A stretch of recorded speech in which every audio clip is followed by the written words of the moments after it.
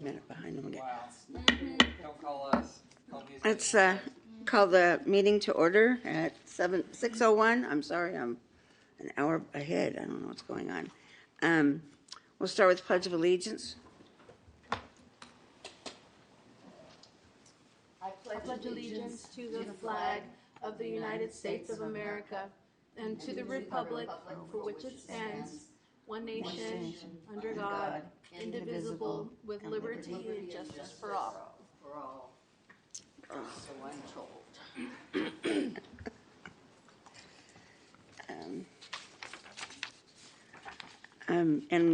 This is a land acknowledgement.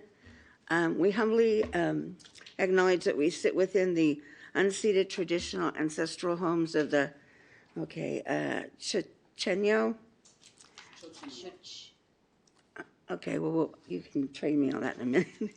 And Ohlone people who have occupied and cared for this land since a distance prior to the founding of the city of Richmond, prior to California's statement, and for centuries before establishment of the United States. As the Recreational Parks Commission, we strive to steward the land in a way that honors its past, current, and future inhabitants, and take seriously the responsibility of its continued care. Okay.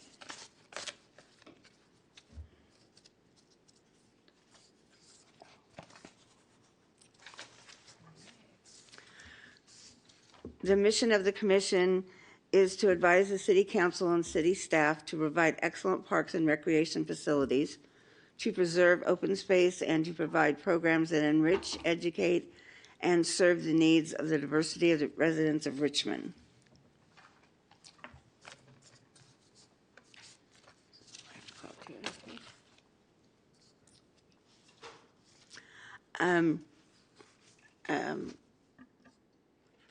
Joey, Commissioner Smith, Present.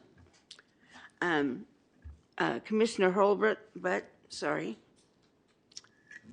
Present. Treasurer, Commissioner Warren, Present. Commissioner Kocholnik, Present. Commissioner Torres, Present. and I'm Chair Mignoni, and I'm here.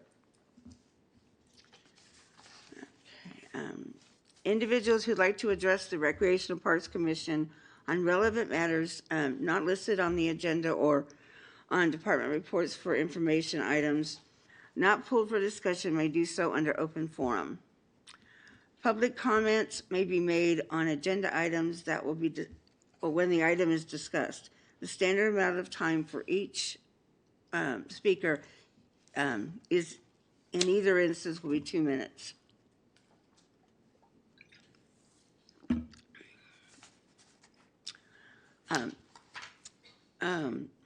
The order in which the items on the agenda may be heard may be adjusted by commission vote at this time.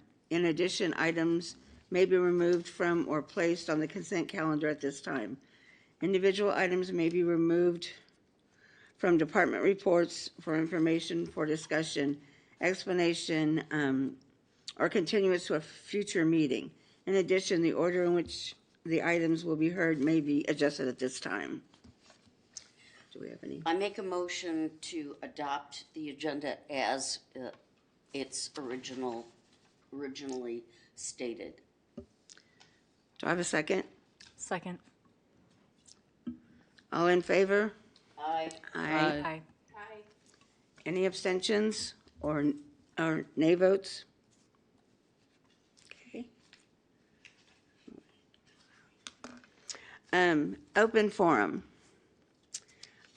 Issues brought to the attention of the commission in open forum cannot result in discussion or action at this meeting. Individuals who would like to address the Recreational Park Commission on relevant matters not listed on the agenda or on a department's reports for information items not pulled for discussion may do so at this time.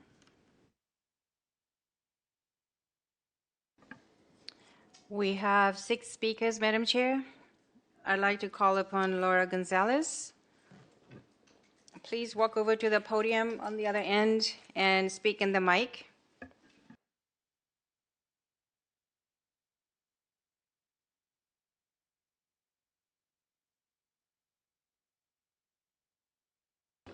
Sorry, my apologies. Good evening, council members. My name is Laura Gonzalez. I'm an early childhood educator and child's rights advocate of 35 years. I'm also a 35-year resident of the Humphrey Avenue, and I live directly across from the play lot. I'm witness to the changes that have occurred throughout the years, some positive, but some negative. Among the negatives, there's no area for children for under 5 to play. There's poor maintenance, no lighting, and illegal dumping despite some signage. I've witnessed after-hours activities that pose potential threats and dangers to any child that would otherwise possibly enjoy the play lot, including homeless people relieving themselves, drinking, and some marijuana smoking at night. I can only imagine what else happens after dark.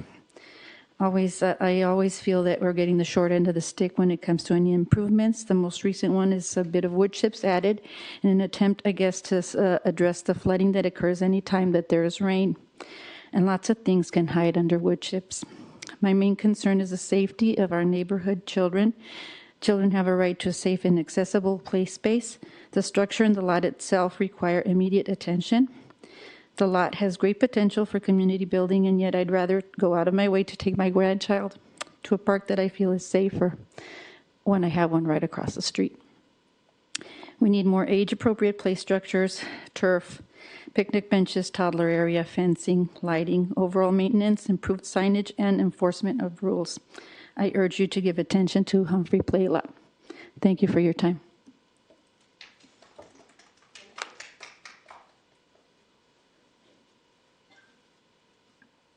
Our next speaker is Susana Montelago.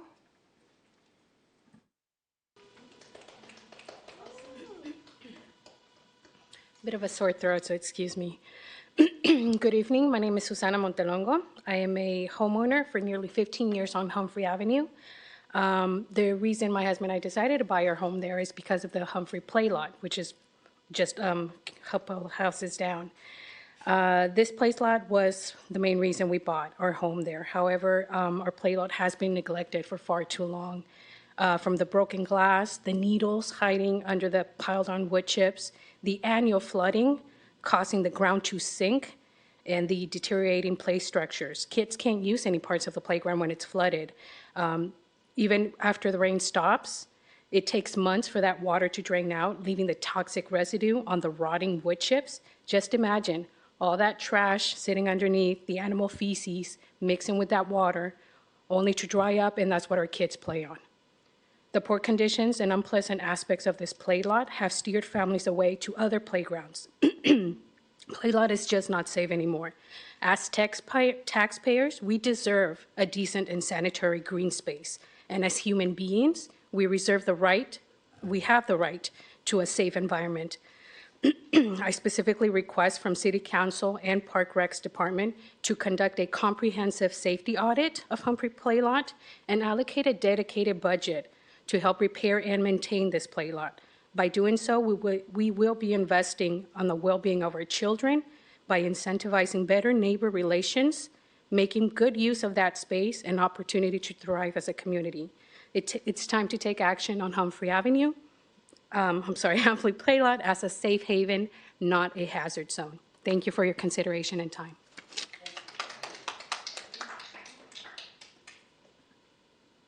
Our next speaker is Camila.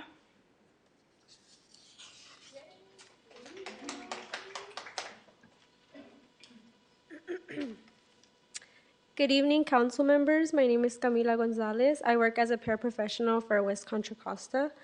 I live right across the street from Humphrey Play Lot. I'm here to express concerns about the condition of our neighborhood park and to ask for support in improving it. The playground is not being maintained. There is frequent littering and graffiti, the playground equipment is outdated, and there is very little lighting. This makes the space feel unsafe, especially in the evenings. When it rains, the area floods, which leaves the playground unusable and hazardous. There is also no clear signage, which contributes to misuse and confusion about the rules for the space. The playground has been like this for as long as I can remember, and I believe it's finally time for something to be done about it. This playground should be safe and welcoming for children and families, but right now it isn't. I'm asking the council to consider investing in better maintenance, funding, updated equipment, proper lighting, flooding improvement, and clear signage. These changes would make a meaningful difference in the safety and quality of life for our community. Thank you for your time and consideration.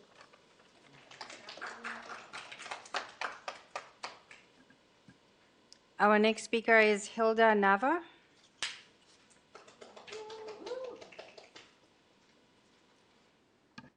For this, we'd like to request double time because she speaks Spanish and I'm just interpreting. Is that okay, Chair? Yes. Thank you. Thank you. Hola, buenas noches. Mi nombre es Hilda Nava y he vivido en esta ciudad por más de 25 años. Hello, I am Hilda Nava. I have lived in this city for more than 25 years. Trabajo en una escuela de este condado ayudando a niños con necesidades especiales y me gusta mucho mi trabajo. I work at an elementary school in this district helping children with special needs, and I really like my job.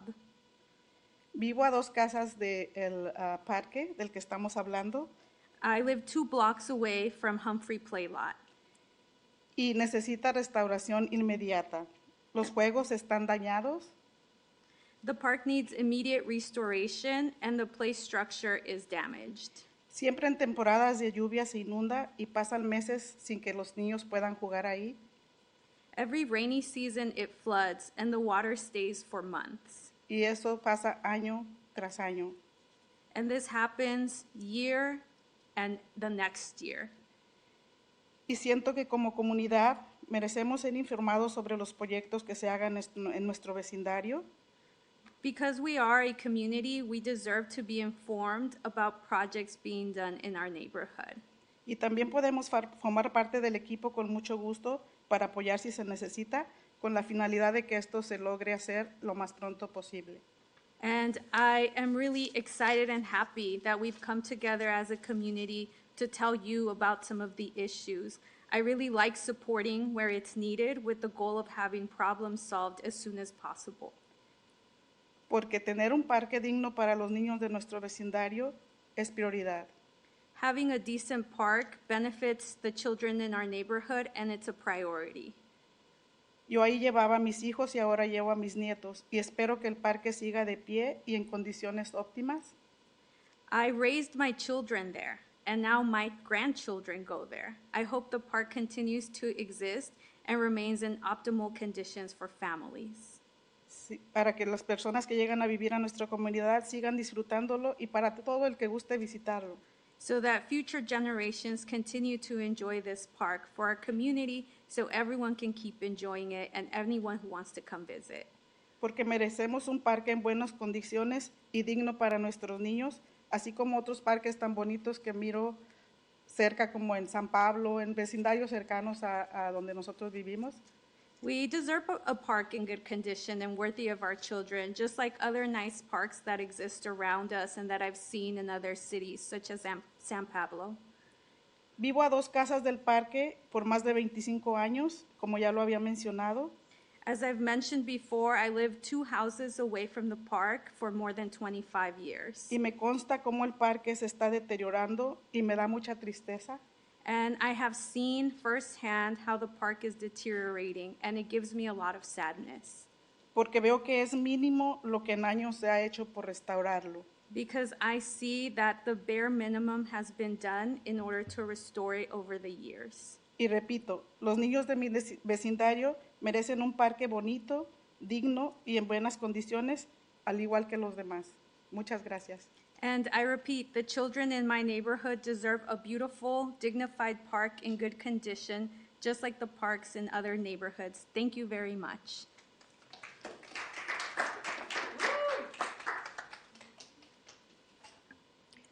The next speaker is Kendall Johnson. Thank you.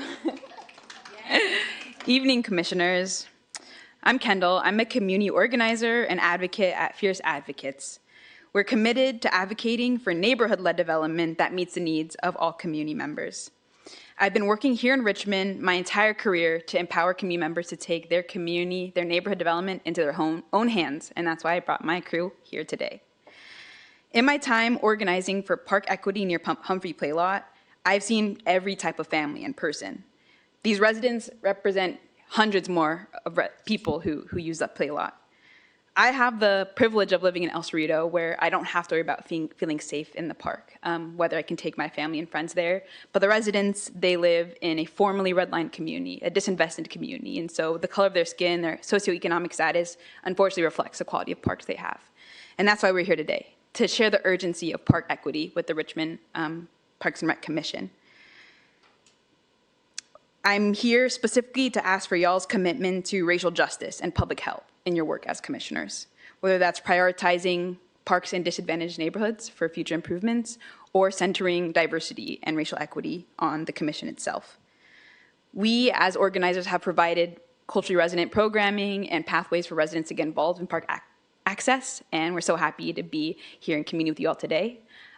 We've connected with Ranjana to present at a future commission meeting, so you'll be hearing from us again, and thank you so much for your time.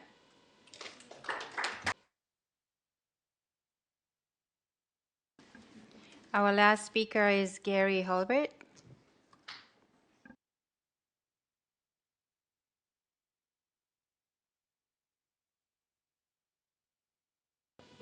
Now I'm on. I'm president of the Richmond Tennis Association. I have a couple of exciting announcements. First, we have two teams have just won their league championships. They're going to the Northern California Championships in January. But the exciting announcement really is the Richmond Youth Program here at Richmond is really thriving now under leadership of the Rec Department and the Youth Tennis Association's instructors. And for the first time, we've actually had a youth team that's actually played against area teams in the area. They've won their league, and they are also going to Northern California Championships in January. So that's the most exciting thing. So more about that, we'll let you know how that goes. The third possible team, we have a men's team that is competing for the championship for their league this weekend. So that'll be the third team. That's the exciting part on the teams. The other thing is happening. We are working to resurface a couple of the courts at Nickel, collaborating with Alex, and we're getting a USDA grant that we really expect to be able to resurface those with some help from some funds from the city. So that's my tennis announcement for the night. Thank you. That was the last speaker.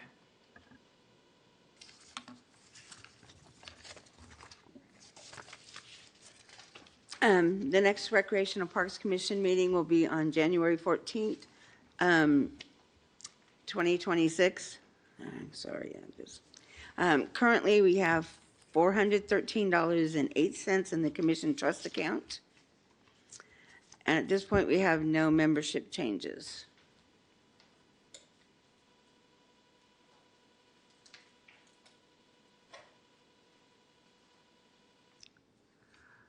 We only have one item on the consent calendar, which is the approval of the minutes from the November 5th, 2025 meeting. Sorry, I have a question. You said that the next meeting is on the 14th?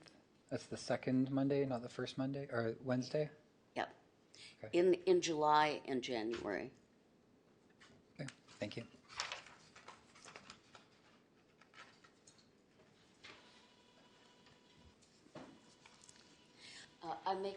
I make a motion that we accept the minutes as written. Do I have a second? Yes. All in favor of the approval? Aye. Aye. Aye. Any nays? Any abstentions? So we have approved the minutes. Okay. Department reports for information. So Public Works Department, we have Jason Lacey, who's the Superintendent of Parks and Landscaping, and Alex White, who is the Parks Supervisor. The floor is yours. Two meetings in a row. I think we're on a roll, right? Good evening, Chair, Commissioners, and the public. For the record, my name is Jason Lacey. I'm the Parks and Landscape Superintendent, Public Works. I'll start off with a general divisional update, and then we do have additional staff, Alex and Jose, and they'll drill down a little bit more into their respective areas. The Parks Division, we currently have 2 supervisor vacancies. One of those, we're in the final stages of recruitment. We have a offer out to a candidate. They're in the process, and hopefully they will be starting January 5th. The second supervisor position remains open. We're continuing to evaluate the recruitment options that we have. We're also currently recruiting 2 tree trimmer positions. That process is moving forward. I believe we should be testing in either late December or early January, performance testing for those positions. And those are critical roles for us to build out our tree maintenance teams to manage the ongoing tree work that we have. I'm also pleased to announce that the city was recently notified that we've been awarded $1 million from the Hellman Foundation to support the development of our urban forest management plan. This funding will allow us to complete a citywide, or update a citywide tree inventory, acquire tree management software, develop a maintenance plan, develop a long-term management plan, and then look at updates to Muni Code as it pertains to trees and trees protection. This is a great opportunity for us to modernize how we track, prioritize, and care for the urban forest in Richmond. So with that, I'd like to turn it over to Alex White, Park Supervisor. He'll share a brief update on park maintenance priorities and recent accomplishments. Good evening, everybody. So over the past month, Parks crews have completed a broad range of maintenance, repairs, and public safety responses across the city. John F. Kennedy Park staff installed exercise equipment components, completed board and bench repairs, replaced park rules, signage, and performed normal turf edging and weed removal. Crews have also completed irrigation valve repairs, including work at John F. Kennedy Park and Crescent Park. Citywide landscape work included tree trimming and pruning at multiple locations, including places such as Booker T. Anderson, Humboldt, Huntington, Monterey, and Abraham Braxton Parks, along with medians and civics facilities. At Civic Center Plaza, crews installed weed barrier and mulch, pruned plantings, and completed pressure washing to improve site conditions. Crews addressed cleanliness and safety needs by removing illegal dumping at locations including State Court Park, Miraflores Park, along Baxter Creek, and also cleared debris from several creek drain systems. Staff also responded to graffiti at Nickel Park, Hilltop Green Park, Lemoyne, Point Melody Beach Park, and also installed a new fencing at the YWCA preschool. And also there's an ongoing fixing the fence along Carlson Boulevard there. Work also included corridor cleanup along the Richmond Greenway with encampment removal and event preparation support at Lemoyne Park and Martin Luther King Jr. Park. So future things, Parks is working on several upcoming projects across the city. Planned work includes planting and edging fixes at Humboldt Park, a new restroom perimeter fence with added lighting and a camera at MLK Park, continued mulching and weed fabric installation, and improved irrigation access at the Civic Center, installation of foot-stool goals over at Santa Fe Park. Crews will also be continuing overgrown vegetation removal and build a safety railing over at Tiller Park, complete tree plantings and convert select turf areas to tree beds at Nevin Park, and moving forward with the playground part replacements at Unity Park, which has been long and upcoming. In addition, staff will begin preparation work to address ball field backstop repairs and will develop a citywide plan to standardize our trash bins by selecting 4 approved styles for consistency across the city. Thank you. Yes. Great. Thank you, Alex. Can we ask questions now? If we could, how about if we have Jose do his, he'll go over his, and then we can do questions at the end, if that's good. Okay. At this time, I'd like to introduce and invite to the podium Mr. Jose Moreno. Jose is the supervisor who oversees the tree and right-of-way sections for parks. So please go ahead, Jose. Hello, how y'all doing? Like Jason said, I'm the supervisor for the right-of-way crew and the tree crew. What we have accomplished this past month has been cleaning up the multiple medians throughout the city, like McDonald Avenue, Carson, and cutting. We have been removing weeds, raising up tree canopies for improving visibility for the residents and drivers. We have performed extensive hand weeding at McDonald Avenue medians with the new planting. We have removed some tree grades that were over at McDonald Avenue tree wells because the trees were growing into them. So we had to remove them and replaced it with filter fabric and add some mulch to the tree wells. We have performed some weed abatement throughout the right-of-way and the whole city, throughout the city. We got a notice from at Valley View Road. We cleaned a retaining wall that they were complaining about, removed the ivy, and removed some weeds that were encroaching into the sidewalk. We've been removing debris and garbage from street drains to prepare for the rainy season. That was the right-of-way crew. Tree crew, we have pruned 25 trees throughout the city. Most of this tree pruning is mostly or actually is just residents that have requested the service. We removed an acacia grove over at Point Richmond at Idaho Street. They were mostly volunteers. Responded to luckily only one emergency call this past month. We have been removing branches from blocking signs like sweeper signs and stop signs. So that's what we have accomplished for this past month. Upcoming projects with the right-of-way crew is to begin the new landscape over at the Ferry Point Pump Station in Point Richmond. That's including planting, irrigation, and mulch installation. Also, we're going to be placing large boulders to prevent unauthorized parking behind the pump station, which is it used to be a street now, so we don't want people to be parking there. We are going to be doing new planting on the empty bulb outs on McDonald Avenue.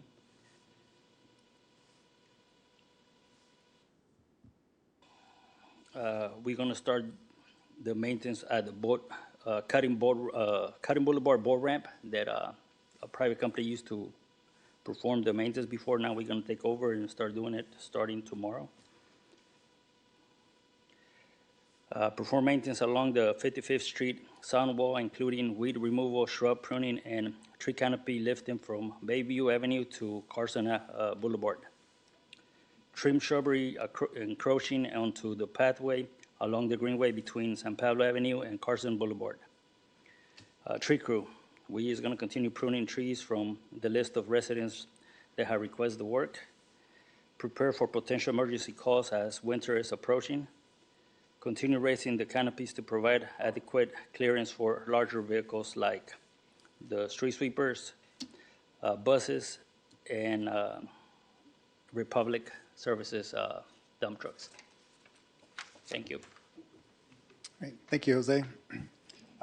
That completes our staff report for this evening, Chair, and we are happy to answer any questions. Go ahead, Mayor. I have two questions. One was that Vice Chair Torres at the last meeting pointed out a problem with one of the soccer fields having dangerous aspects to it. I'd like to ask what the status of that is, and also in light of the comments tonight, what's up with Humphrey Playlot? I believe the dangerous conditions, I believe that was at MLK, the sports turf, is that correct? I was also talking about the lighting as well, which was just, I believe, is installed and fixed here over the past couple days, if they're not completed yet. Does that answer your question there? Is that good? Yeah, is that good?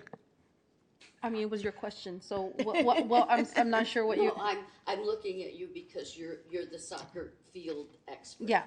Yeah, okay, good. Yeah, as far as the turf has been repaired, and I believe the lights have been repaired as well, so. So excellent, thank you. And now Humphrey Play Lot. It appears we need some work done there, but it's not on the list, I heard. So is there going to be an elevated priority for Humphrey Play Lot? Yeah, so I think there's several approaches, right? And so again, our mantra is safe, clean, operational, well-maintained, and inviting, right? So that's what we're trying to achieve in all parks. Okay, she said glass under the bark mulch. That scares me a lot. Just to hear that's a possibility in one of our parks, kind of, red lights. Absolutely. And so those conditions, some of them are being addressed as far as some of the activity with the unhoused and some of the activity as far as like adults hanging out and kind of unsavory behavior. That's an enforcement issue. Of course, our part to that is making sure that we post the signs. So we will make sure that the proper park usage and the rules and signs are in place. Most certainly, Alex will have his crew go out and look at these particular areas. If there's glass, we'll remove and replace the bark. At a larger scale, there was a lot of talk about the flooding. Obviously, that's a capital improvement where we need to change the topography of the entire park. So that would be addressed in a CIP. We are currently undertaking an initiative, kind of twofold. One, we're doing a park assessment where they're going through an inventory and an assessment. We have engaged with that contractor to also include playground safety inspections. So we are going to have all of our play structures inspected by certified playground inspectors. Alex is a certified playground inspector. However, just the volume in his daily operation, he can't get out to do them all. So we're going to have them done by a third party. And then so we'll have those assessed. Obviously, a lot of the older play structures, a lot of the fencing, park features, we need to have capital improvement projects done. And so, we have a program and approach to CIP. We have the master parks plan. And so that would be the approach. But as far as the safety and some of the other things, we definitely will address those. So can you just, as far as the master plan goes, do you know offhand where an improvement to Humphrey might fall in the priority of things? I don't believe we necessarily have a priority list structured now. Public Works has recently put out the programmed approach to CIP. And in general, the way the CIP works is there may be 50 capital improvement projects that are in the queue that have been vetted and placed on the list. And it's during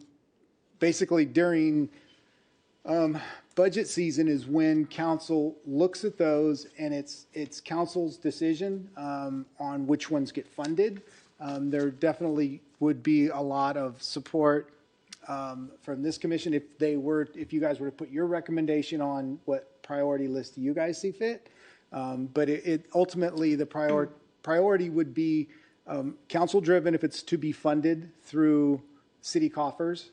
One thing that could, and I'll say this just as a caveat, there could be a situation that a particular park may have qualifying attributes to it that make it competitive for a particular grant. And if a particular park qualifies, it may move up because it now is eligible to grant money, if that makes sense. Is the list of CIP that will be proposed this year or this upcoming year, is it online right now? I would have to check and get back to you on that. And could it be, please? I will check and get back to you on that, yes.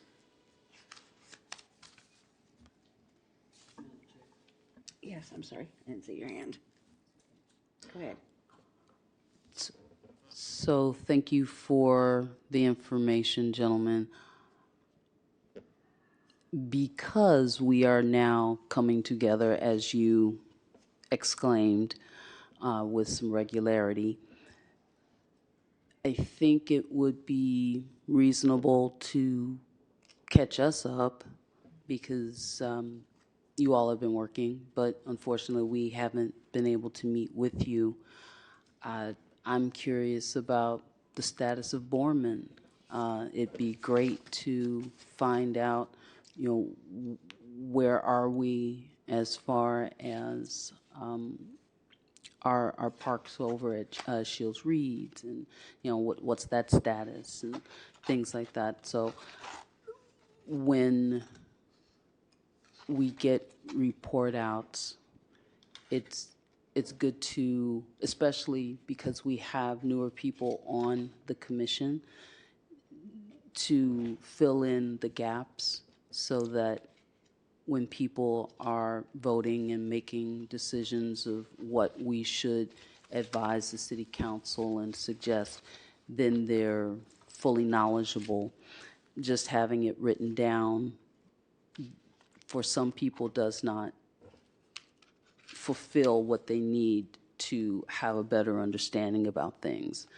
So I think it would be beneficial if we could have, updates on the things that staff has decided were priorities and explain to us the reason why.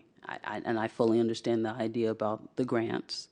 I've had situations where I was doing my best to make certain things available for the city, and it was in response to our citizens and our residents making requests, but then the resources did not go there. They went elsewhere. And that can get frustrating for commissioners who are earnestly trying to serve our residents and our businesses around here. So just want you to know that as far as I'm concerned, I think that our commission and our staff can work well together if we try. And I appreciate the efforts that you've been putting forward to this point, and I'd like to see it continue.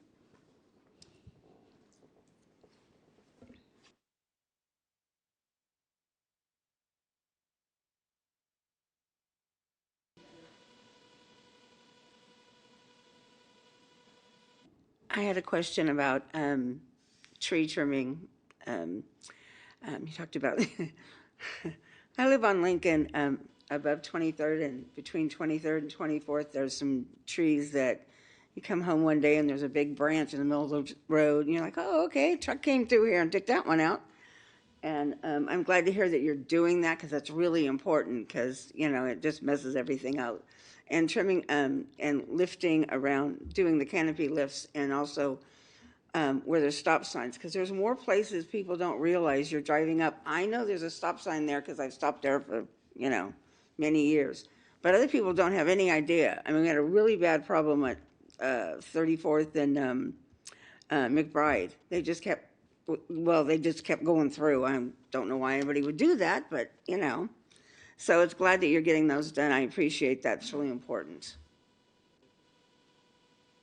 And as for Humphrey Park, it's been like that long before you got here.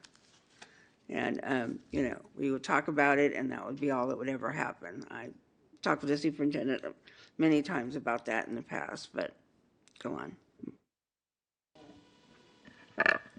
Thank you. I got an email yesterday from the city showing the existing CIP parks projects, and it's pretty great. And I like seeing that visibility. And some of the other council members were talking about having some visibility about upcoming projects. I know the list that I saw was boiled down, and I'm not expecting to see your master list in the format that you guys see them, but some visibility in that so that we have an opportunity to see that before yesterday, right? And then we're talking about it today. I don't know what shape that would look like, but that'd be helpful. Also on the CIP, you guys had the Bosque Barrio. I think that's great, 1,000 trees. That sounds awesome. Also the Dirt World Park, I've been by that park a few times and it has a revitalization. That's also awesome. So good work. Thanks, guys.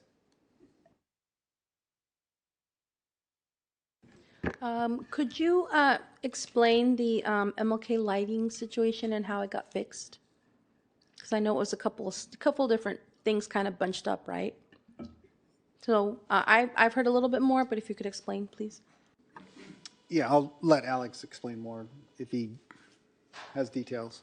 I don't know. I'm not going to have a ton of details as electrical would have a lot more for you, but I know that they went and so they replaced all the bulbs. They had to, so all that much more. I don't really know much more about it. I mean, you'd have to talk to electrical about it. I mean, in regards to like the restroom, like behind the restroom, I don't know if you've ever been behind there. Yeah. So It is a biohazard behind the rest. It is. Yeah. So in efforts to deal with that, we're building a fence to block that area off, and then we're putting, there's a little camera and a light that when somebody goes over, it goes off and says, stop, leave, you're on picture. So to try to deter some of the casual users. I believe that part of the MLK lighting issues had to do with first vandalism, then bulb replacement. So I don't want to speak on, like, I only know what I've been told. So I just wanted the commissioners to understand it was a complex issue and that it took a lot of different steps. And so if you guys can speak to that maybe as to how, and part of the reason why I bring that up is because we have for years seen vandalism at our streetlights, and we've talked about it at this body already. So if we could just discuss like this specific situation so that when things happen in the future, we already have some foundations.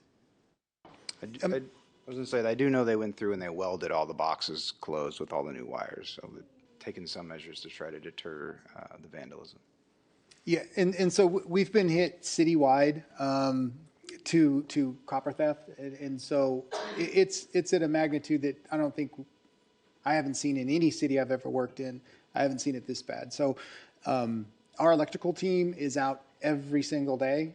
When the sun rises, we seem to find more stuff damaged, and so their priority obviously is the traffic signals and the street lights. And so they're going out, and so their bandwidth is a little bit shortened, but they were able to go out and do some anti-tampering type welding the boxes down. That typically just slows people down. If they want to get into it, they seem like they will.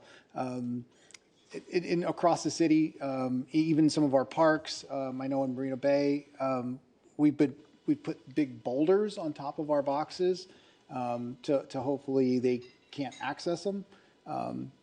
So we're trying a lot of different measures to kind of harden the boxes, the access points, the panels, and we're seeing a little bit of success, but it's a constant battle for us.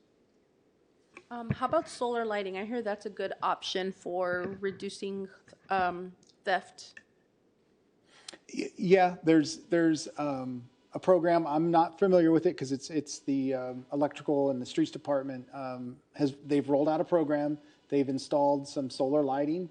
The company has offered to give us as a trial, I believe, 25 to 40 solar pillars that we're going to put in some of the parks. That does help because it eliminates, the big long stretches of copper. Another alternative is going to aluminum core wire. It doesn't have the value that copper does. However, folks don't realize it until they've gone in and cut the wire that it's aluminum, not copper. So we're trying several different things, and solar is one of them. What about solar field lighting? Because that's a different type of power. That's a different kind of than streetlights or sidewalks. I have not seen any recently in anything that's on the market that has the capability to power up those lights. Those lights draw a huge amount of electricity. And so I haven't seen anything on the market with battery packs that can sustain, a game at night. So. Thank you. Sure. Thanks for bringing that up, Commissioner Soto. Some of the lighting around here probably hasn't been updated since I moved here, and I've been here 21 years now, but I've been working in Richmond since '92. I've seen some places where the sodium lights have been changed out. I've seen other places where they have not. There was at one time a big decision to put in LEDs. And I know that that's streets and works, that's outside of what you would do, but if we can get an idea generally of how many have already been upgraded and where they are, so that we can know, okay, the LEDs are here. If the solar can serve them or at least help keep them running longer, then great. But it's such a big city. It's a challenge when those who are trying to help don't know what has already happened. So, yeah, I'm just glad that you are in touch with the lighting such as it is. But it'd be great to have a clearer picture as to where we have, as a city, prioritized certain resources. Sure, I can reach out to the other folks in the different divisions of electrical and see if I can get you some stats kind of citywide. I can let you know that the parks assessment that we're doing now, they will look at like light fixtures, light structures, and give us a quantity and an assessment. Basically, kind of letting us know, is it incandescent? Is it the high pressure sodium? Is it LED? So that's forthcoming. We should have that data all compiled once it's complete and readily accessible to us. Awesome. In my time being on this board, I think we've gone through 3 different assessments. And I don't know if your information is complete of all of those, but I've gone on the tours for the assessments. So folks are doing our part. We just don't know where the disconnect and why so many things fall flat. I don't know if it's because of budgeting. I don't know if it's because of what's accessible to us, but there's got to be a way that we can have a nice in-between meeting that complements our needs along with our budget.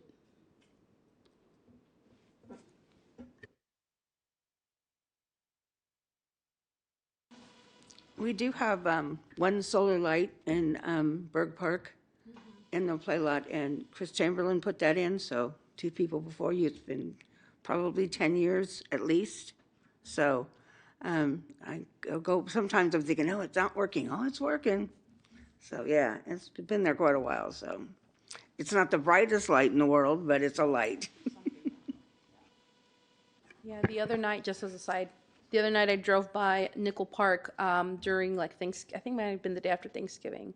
And so the tennis courts weren't lit, Nickel Park wasn't lit, and it is dark. It is dark when there's nothing out there. So, yeah. Chair, could I ask one more question? One more, guys. The Sentinel Fountain in Point Richmond.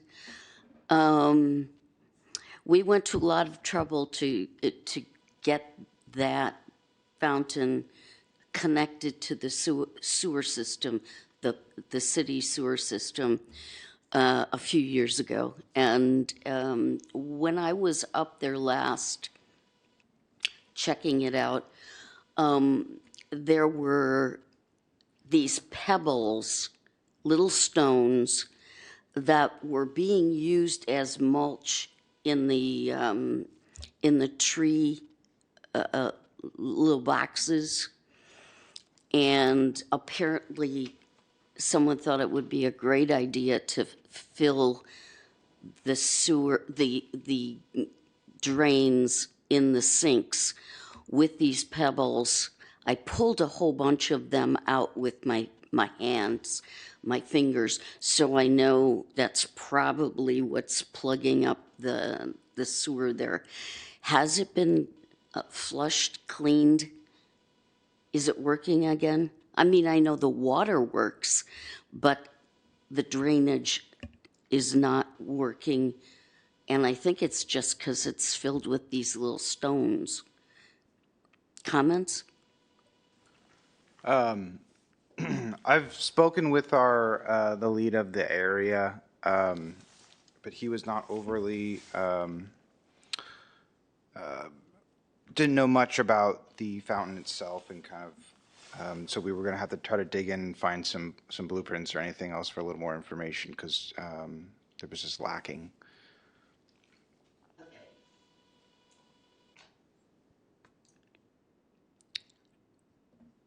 Can we just not snake out the drains there?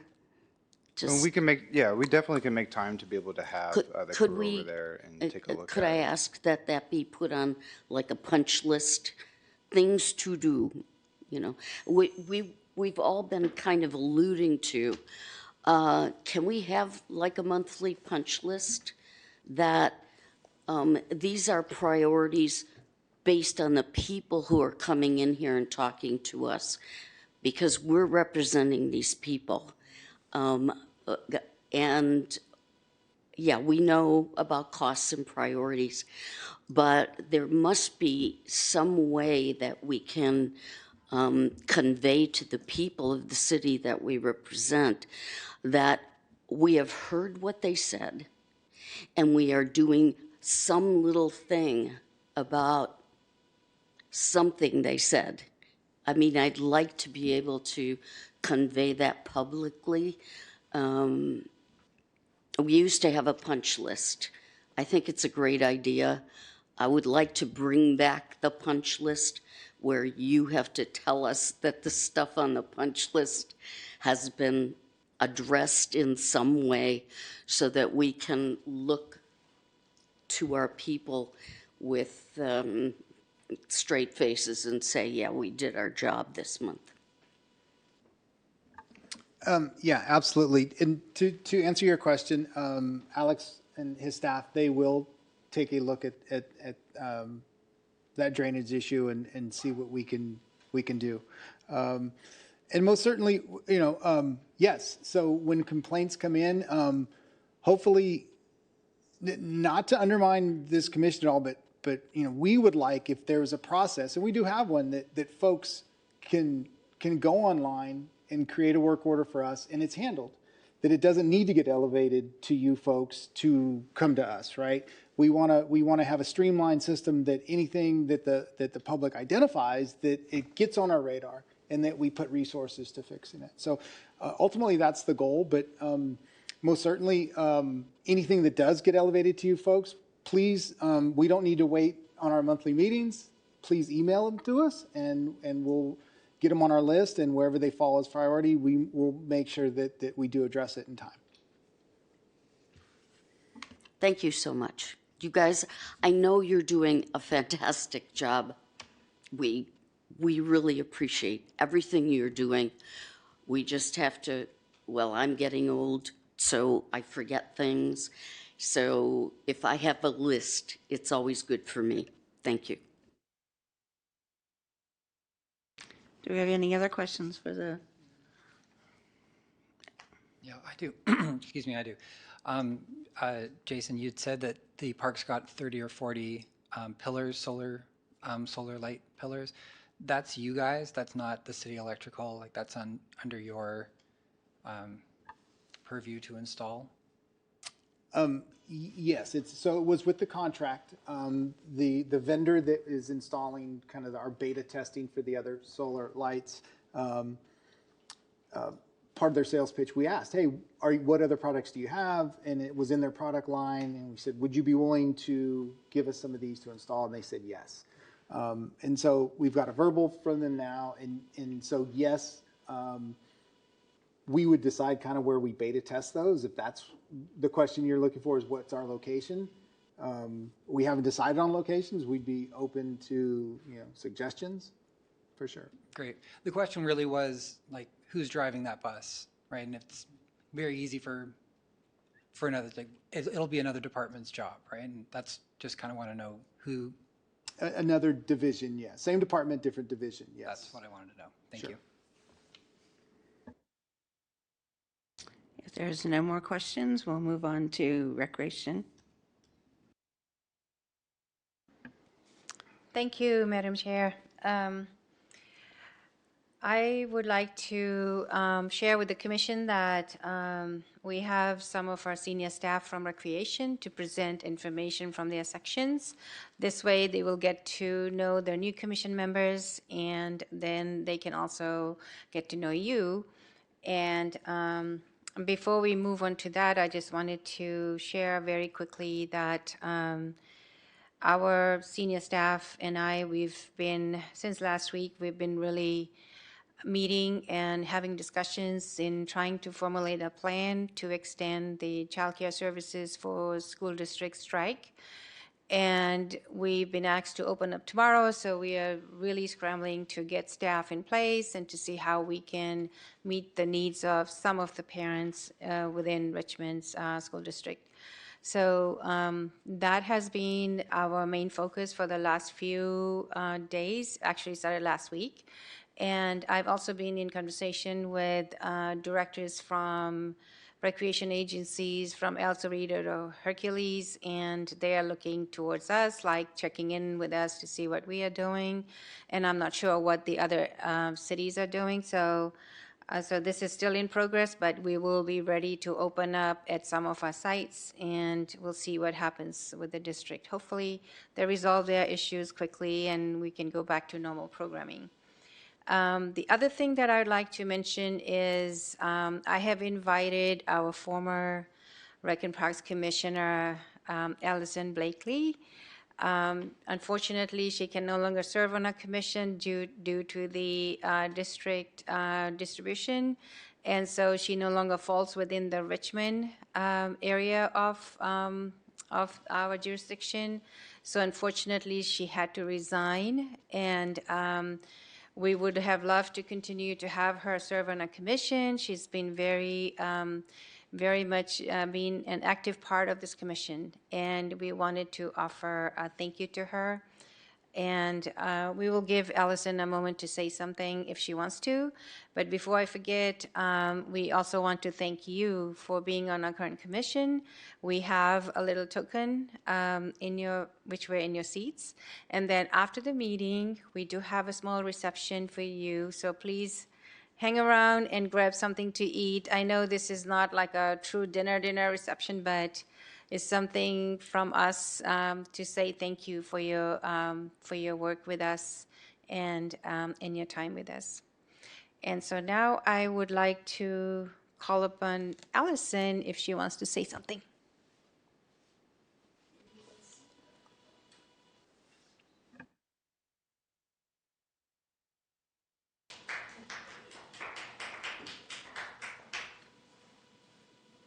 Thank you. I miss you all, yes.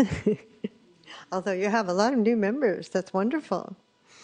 Okay, I am just moving into a slightly different position. I am going to, I have applied for adopt a spot to adopt Lemoyne Park and Rain Cloud, and I formed a group. I have half a dozen people who already are enthusiastically wanting to be on the list.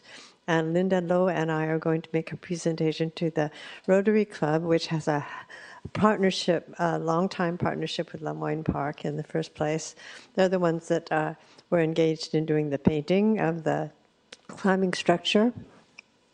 And we also have already started a crop swap in Lemoyne Park on Wednesday evenings. It's probably going to be less often in the wintertime now because we have, plants grow more slowly in the wintertime. But yeah, I have lots of plans for that plot at the bottom of Lemoyne Park that we were planning to put some big leaf maples into, replace some of the trees that were taken out. And I'm spacing out on her name.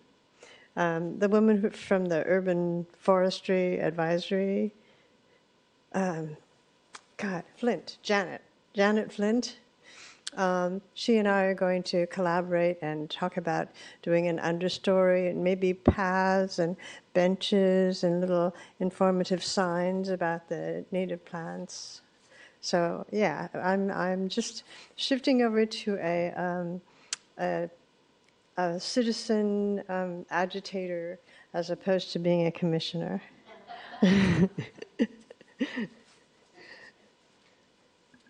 Thank you, Allison. Bravo, Allison. We couldn't have a better agitator. Now I'd like to call upon Robbie Roller. He's our new aquatic supervisor.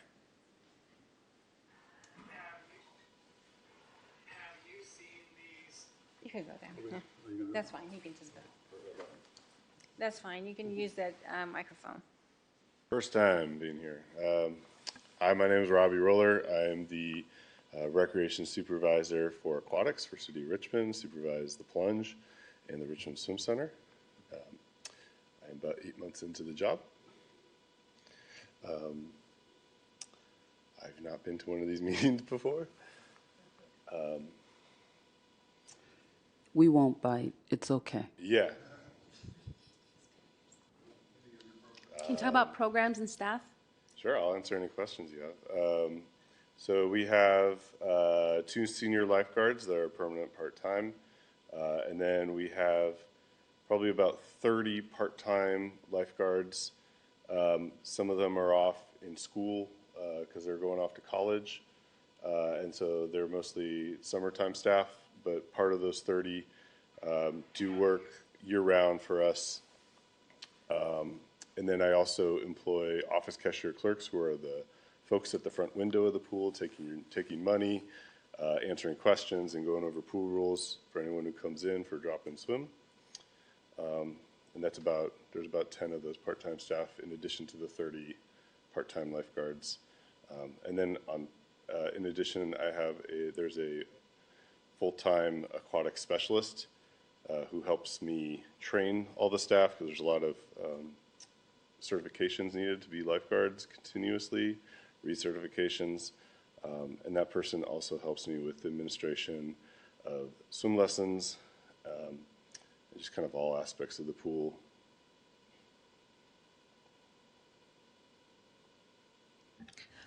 can you discuss your adult and youth programs? Sure. So for adults, if you guys have been to the Plunge or Richmond Swim Center, plenty of adults coming in for drop-in swim, water walking, is a big one for seniors, keeping up their exercise. And then in addition to that, we have registered classes such as Adult Learn to Swim. Those happen, they happen more often in the summer. We have a ramp up of in general, more swim classes for youth and adults in the summer. But we have adult learn to swim classes at the Richmond Swim Center Tuesday, Thursdays, and then also on Saturdays, every Saturday of the month. And those repeat monthly.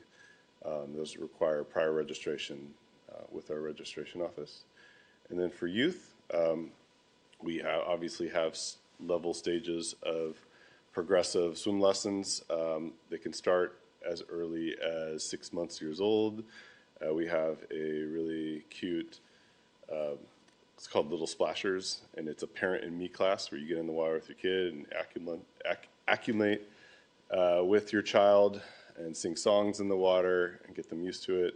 There's a little bit of crying that goes on, but it's. That's mostly the adults. No, it's not. But the parents love it. It's honestly, the parents really enjoy it as a kind of a bonding time with their kid.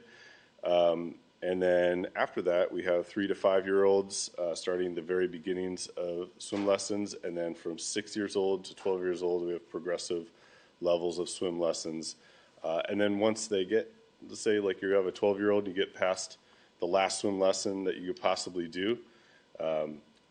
There's an organization at the Plunge called Richmond Swims that partners with us. And they offer a swim team for teens. That's at the Plunge, and they practice 5 days a week at the Plunge.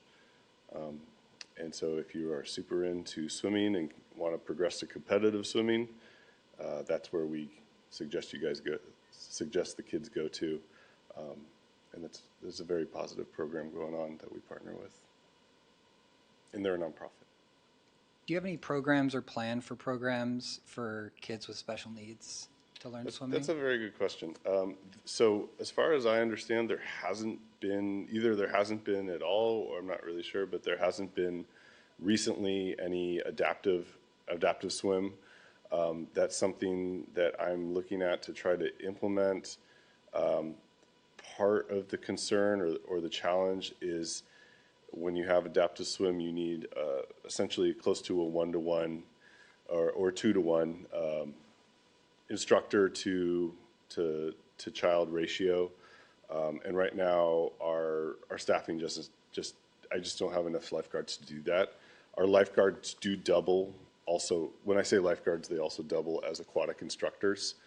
And so, as you can imagine, some people really like being, lifeguards, and some are lifeguards that don't want to be instructors, and some really enjoy working with kids and adults and teaching them how to learn to swim, and they're not so high on being a lifeguard. So you kind of get a mix of personalities to try to work with and find the best operational solution. But right now, that is a challenge I'm working on. It's going to take a little bit to figure that out. We'll probably have to hire specialists, and I don't know that fits within just the standard part-time lifeguard application. So I have to wrap my brain around that. Good question, though.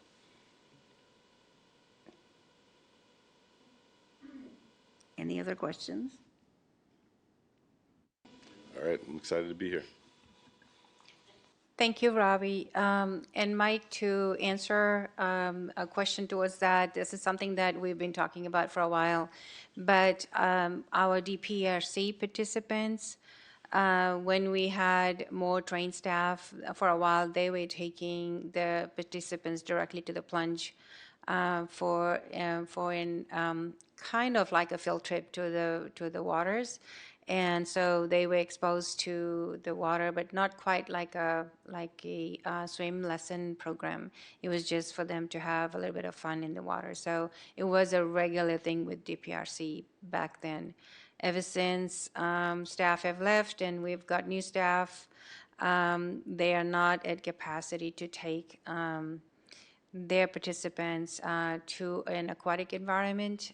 They do take them out to other field trips, but not to aquatic as much. But we will continue to look further into this. Instead of having an instructor, what about just opening it up for parents to go with their kids? I mean, it's one thing to have open swim, but that's a lot for my son.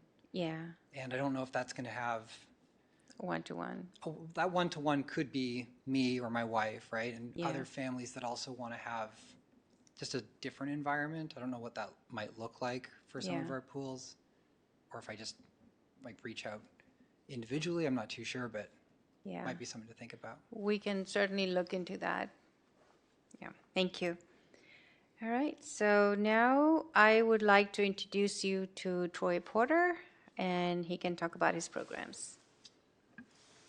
Good evening, Commissioners. I'm Troy Porter. I'm a recreation supervisor, so I know about half of you, and I will, I guess, get to know the rest of you going forward. But it's good to see a full commission up here. I'm going to talk about some of the centers that I manage and some of the programs. And as Rajana said, we've been working really hard to try to accommodate West Contra Costa Unified School District students as, you know, there's an imminent strike coming. So we've really been working hard to get our staff, and we really have good staff, and they're very flexible, but we don't have enough. I know that's always the story. We don't have enough of this or that, but we're excited about that. So 4 community centers that I supervise is Nevin, Parchester, Shields Reed, and May Valley. And at those 4 sites, we have after-school programs. We have a program called Tiny Heroes, where it's early recreation, where preschool kids can come with their parents, and we lead developmentally appropriate activities. And it's basically to get the younger children socialized and learning new activities in a recreation setting. We have a summer camp that was award-winning called the Achieve Summer Camp. That's with the West Contra Costa Ed Fund and the school district. It's a free camp that we hold at 4 of our centers. And we actually do pre and post testing and have teachers from the school district come in and do curriculum, and a lot of CBOs support the kids, and it has a literacy-based curriculum. So we want to make sure the kids in the school district and the kids in our neighborhoods are getting a lot of literacy learning, because the studies show we're sometimes falling behind in that area. We have Zumba classes. We have fitness centers at some of our community centers. At Shields Reed right now, we have a whole new park coming in. Hopefully some of you have been out there to see it. It's going to be world class. It has a beautiful new stage, a bike park, fitness equipment inside the park, and we have a new playground and a new soccer field, right, Samantha? Yeah. Samantha's dying to get out there, right?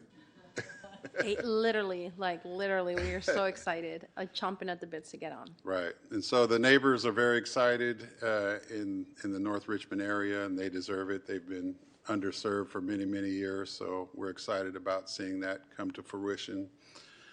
Nevin, my coordinator Travis has done a great job over the last, I guess he's been there 3 or 4 years, but we are just full as far as our after-school program. There's a lot of activities and rentals going on there, and we're already full as far as being open next week for the strike. So other sites will have spaces available. Parchester is also on the up and coming. We're starting to get more people coming to the center over there, and Eric has been a coordinator for many, many years with the city of Richmond. You'll see Eric running around in different costumes. He's Santa. He's the Easter Bunny. He's, what else does he play, Roger? He has a costume for all seasons, put it that way. I'm also involved with special events. I oversee our fall festival, which we had a few weeks ago. We had to bring indoors because it rained. We have our Easter egg hunt yearly, and we help out with any of the other special events that my colleagues. What's that? Oh, yes.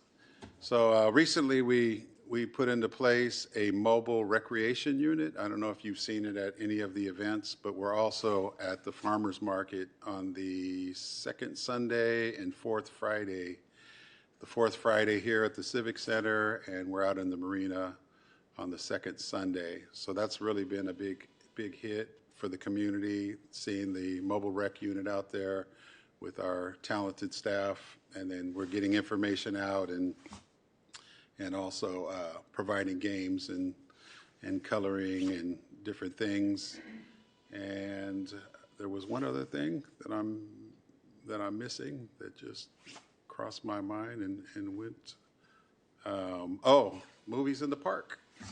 So a couple years ago, we took over movies in the park. I guess, what department?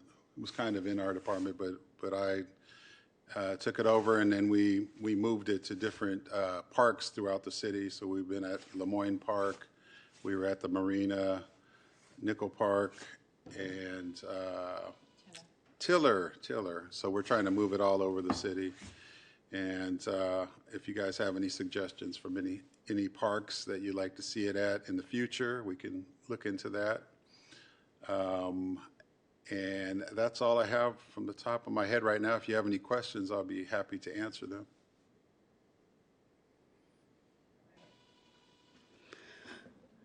Thank you so much for what you've been doing and what you're continuing.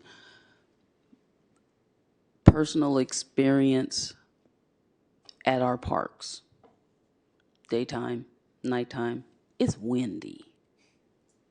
Okay. We may get a little bit of reprieve, but then it comes back. I have also participated in events at parks. The pop-ups get blown away, and so I think it's great for us to make the movies in the park available. I've attended a few of those. What are we doing to preserve our equipment and to make sure that things don't get blown away or destroyed and things like that? Because it's a great resource to invest in, because people do come out, they brave that wind. So just, it can be disappointing if we make a whole schedule and then our equipment isn't available. So what are we doing to make sure that we've got that type of thing squared away? Yeah, I totally agree. So when we first mapped out which parks, the first year we did movies in the park, we actually went and visited the parks in the evening to see what the wind situation is, and if there was something we can tie down to. It's really hard if it's just a open grass area and it gets windy. There's nothing to stop, like you said, the blow up screen from being knocked over or whatever.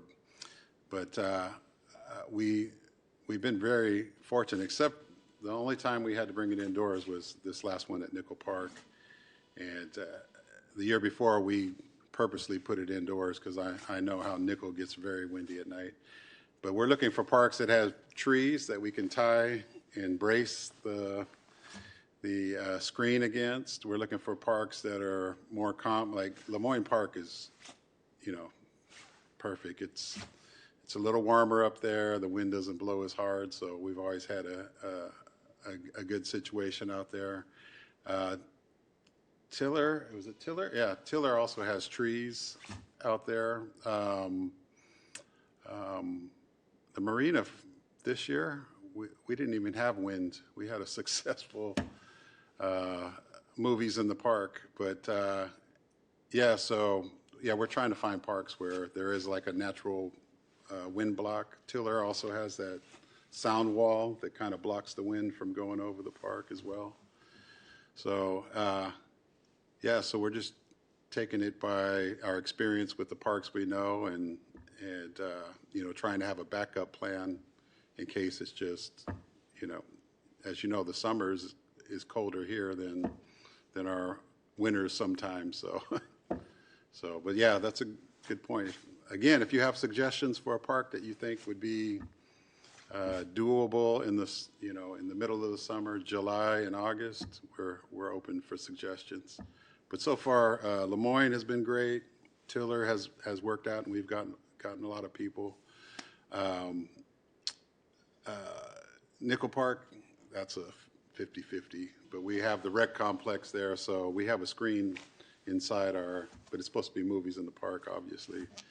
But we always bring all the community indoors, and it's always turned out to be very nice. But yeah, we are very aware we need to preserve our equipment, so thank you for that. No, it's just, it seems that many times our residents, our citizens around, they don't understand what all goes into it. We know on our side, and occasionally people may raise their eyebrow to something that I say, and they're just like, well, we know that. Well, the people who are expecting us to always be excellent, always be perfect with things, life be lifing.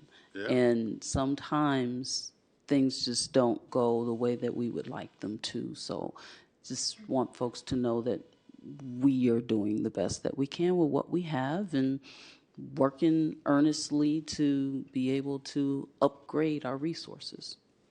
Exactly. Any other questions? The other thing I would like to add to that is we don't have just anybody operate the equipment. There are dedicated staff to that. And the other thing is we do not lend any of our equipment out because we don't know what condition it will come back in or if it's even going to be operable after that. So we've had people who have asked and we've said, no, it's hard for us to purchase anything. And we don't allow our equipment to leave our premises without supervision from us. Just an FYI, the North and East has put on their picnic every year for a very long time. This year, we found that even getting weights were not keeping tents down. So, of course, we have a fence to tie to in most cases, but not all of them. But I did see these new stakes that are actually like razors. You have to literally hammer them down. I don't know about how getting them out of the ground. Jason might not like that idea, but just there is, because we lost 4 tents this year. Oh. So it's, yeah, and it's kind of just, okay, here we go, start again. We raise money to buy them and use them and all that stuff. But yeah, just be aware that, a lot of times the weights aren't that good. Crazy as much as they weigh, they're not holding them down. Yeah. Thank you. Thank you. All right, we'll move on to the next section. This is a section which is supervised by Kimberlyn Carson-Thrower. Unfortunately, she is out ill, so Troy will cover her section. Yes, so Kim, my colleague, is over the Richmond Auditorium, the Developing People's Recreation Center, which we call DPRC, the Richmond Senior Center, the Annex Senior Center, and she also does a lot of our special events, which includes Chinese New Year's. Lunar New Year, excuse me. Lunar New Year's. Black History. Senior Information Day. Snowball. Snowball. Fireworks. Snowball. She has a long list of special events. And though she does take the lead, we all collectively help out in one way or another. As you know, the auditorium has a lot of rentals going on. It's becoming more popular since the pandemic. Each year, it's getting even more popular, and now we have the Richmond Library inside the auditorium, so they're using a lot of space. Obviously, it's a good thing to have them there, but it's also a logistical thing that we're, working with. DPRC, recently Sherilyn, who had been there for many years, Sherilyn Babb, retired, so Uwe Ball is running the program, and like Rajana said, she's doing a great job with very little staff at this particular time, but I see her participants out and around the city in the vans and going on field trips, and I think it's a great program. As you guys all know, the Richmond Senior Center has many, many programs, too many for me to list right now, and also the Annex Senior Center is very well attended, and Tanya Swartz is in charge over there. Any questions about Kim? Yeah. Oh, you have it? Tree lighting. Oh, okay.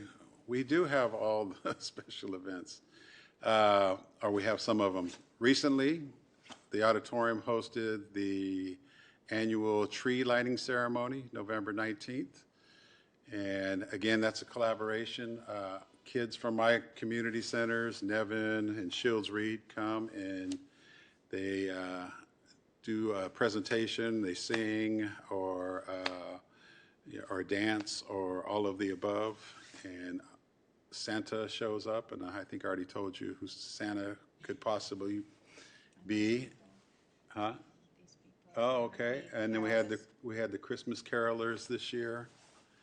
And the Grinch. And what's that? The Grinch. Oh, and the Grinch. Yeah, the Grinch was there as well. He was on his best behavior. Yeah. Yeah. So there's more for the event.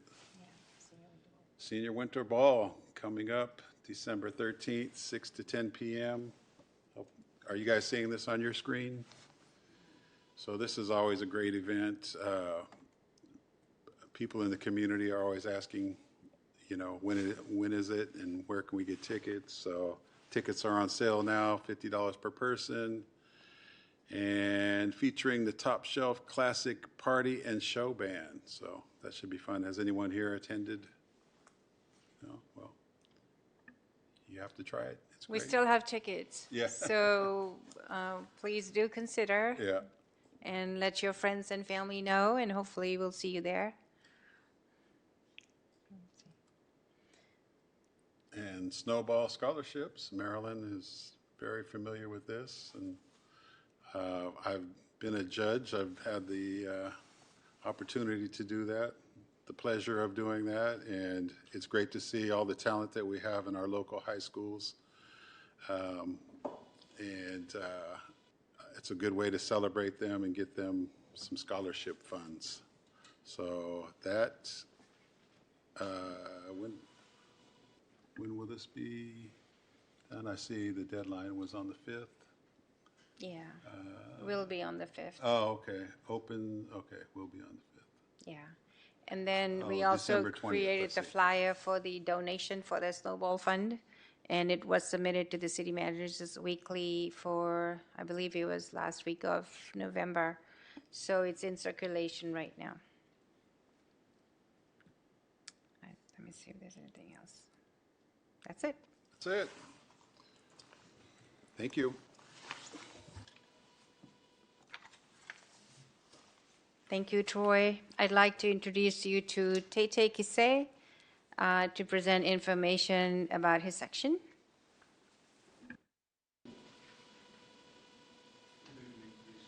Tete Kisei, Recreation Supervisor. I currently oversee the Rec Complex and Booker T and the Sea Community Center, in addition to all the parks that we have, actually all the fields that we have in Richmond.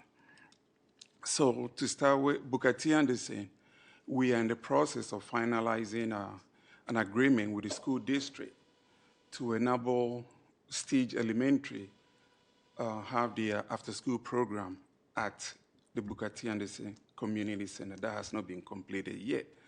But in the meantime, we have kids from the community come there after school to utilize that space until the contract or the contract is finalized. The Booker T. Anderson Community Center is open Monday through Friday from about 8 o'clock in the morning, and this is to enable the kids that get picked up around the parking lot to Dijon Middle School. That enables them, if they have to use the restroom or anything in the morning before they go to school, they do that before going to school. And then we stay open from that time, and we have a state-of-the-art fitness center where we have the adults come to use the space, but they use it when the school district or the Stage Elementary School students are occupying the place. They use it from 8 to about 11 o'clock because the Stage program starts at 12 o'clock. That's when the staff members from Stage come in to prep for the after-school program. As I mentioned, we do have a state-of-the-art fitness room out there. It's $5 a month, and we have a few adults that utilize the space as well. And moving on to the recreation complex. The recreation complex is also open to the general public from 9 in the morning till 7 o'clock at night. And we are also open on Saturdays from 9 to 12. And on Saturdays, we have instructional basketball, and then we have the fitness room open as well. There is another fitness room at the recreation complex that's open as well. And we also have a lot of rentals that occur at the rec complex. So that's what we have for the rec complex. Regarding sports programs, we do have a few sports programs that occur at the rec complex. The first one I'll mention, which is coming up, is the futsal program. And futsal is an indoor soccer program which is held at the rec complex and at Booker T. Anderson Community Center. This is held on weekends, so that's Saturday and Sundays, and sometimes it goes from like 9 o'clock in the morning till about 5 o'clock in the late afternoon or in the evening. We have teams like U8, U12, U10, U14, boys and girls participating in this program. Past years, we've had sometimes we have like 40, 50, 60 teams participate in this program. We do also have the youth tennis program that we have at Nicopa, and currently we have about 35 participants registered in this program. Out of the 35, it varies how many kids or how many students participate in this program on a daily basis, depending on what other programs they have going on. We also do have volleyball programs that we run at the recreation complex. And we have the youth volleyball program, and then we do have the adult ladies volleyball program that runs on Wednesdays, and that's a year-round program. So it may run for, let's say, 8 weeks, and then they take a break for like 2 weeks. That is the adult program. They take a break for like 2 weeks or 3 weeks, and then they resume the program again. In addition to that, we do have a flag football program that we do in collaboration with Richmond Police Activities League. That is held at Nickel Park and mostly held during the fall, that is in September. And then I'll move on to a few special events that I oversee. And one is also coming up, or two are coming up. The first one is a snow day event, which is going to be on December 22nd. And we're just hoping that, yes, December 22nd or 23rd. We're just hoping that we get a good weather. No rain, that's one thing. And then the weather just should be cloudy so that we're able to, the snow will not melt. However, if we are not able to get good weather day, then we have to postpone this event to a different date.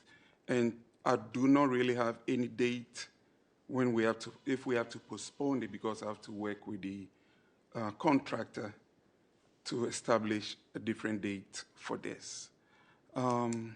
We have which one do you have? So this is the snow day. We have Candy Cane Classic tournament coming up. That's going to be on the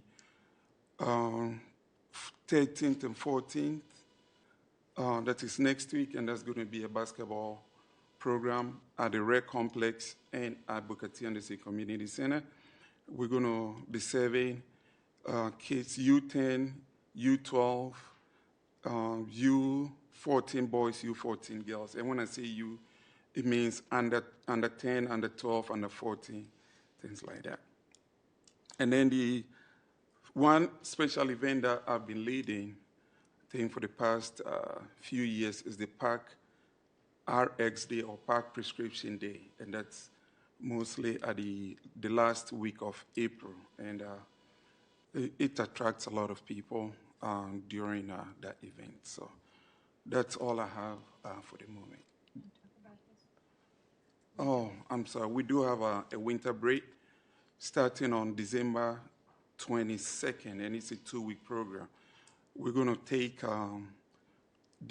December 25th and January 1st off, and it's going to be kids from 6, maybe 5.5 to like 12 or 13-year-olds to participate in this program. So it's only held at a recreation complex.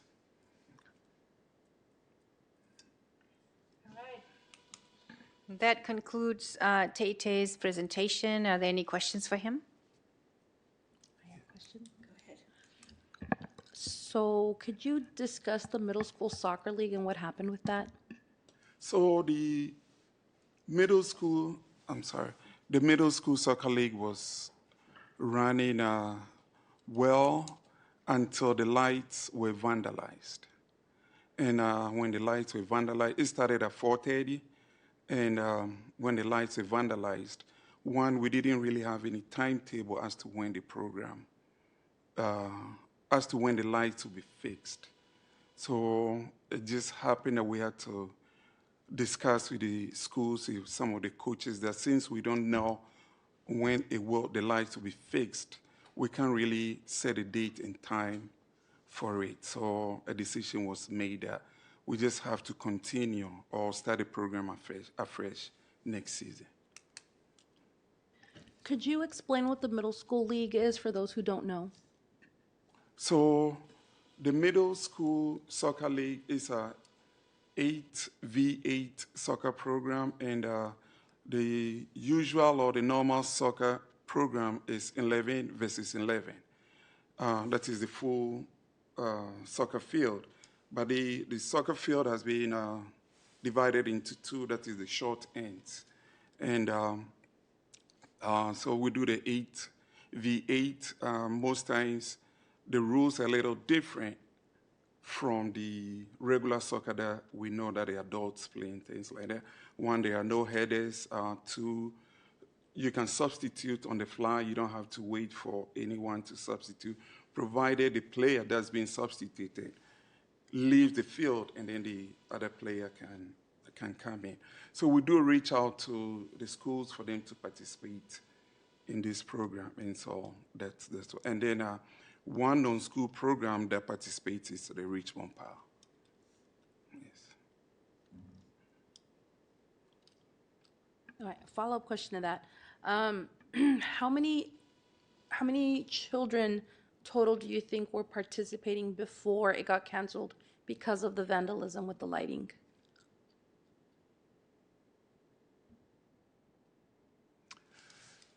We had, I think we had like 4 girls teams, and each team had about 15 to 20 on their roster. And then for the boys' side, I think we had like 8 or 9 teams participating, and they also had about 12, 15, or 18 boys on their roster. So I'm going to do quick math. That's going to be about 200 youth that lost their season because of the vandalism to lighting. And that's not including all the clubs and the adult programs. So I just want to highlight that the vandalism and the community concerns regarding the lights are just not about a specific organization or specific person. This is affecting community soccer programs that our kids rely on. These are mostly charter schools, correct? correct. Yeah, these are mostly charter schools who don't have fields, who don't have facilities to host these. So when we don't have MLK, these schools don't have anywhere to play outdoor sports. And especially with the winter season, losing those field lights, I mean, it's dark by 4:35 p.m. now. So I just wanted to highlight that over 200 kids, just alone from a city program, lost out on their season because of the lighting issues. Thank you, Tete. You're welcome. No other questions? All right, thank you, Tete. Thank you. All right, we'll move on to Stephanie Nye. Just so for your information, Stephanie Nye is a staff person that the Parks Division and Recreation share. So she has duties for both different divisions. Cool. Your presentation. Hello, everybody. My name is Stephanie Nye. I'm an associate management analyst, as Rajana said, with Recreation and Public Works. And within the recreation side, but also with Public Works, I guess you could say, I'm responsible for a few programmatic areas as well.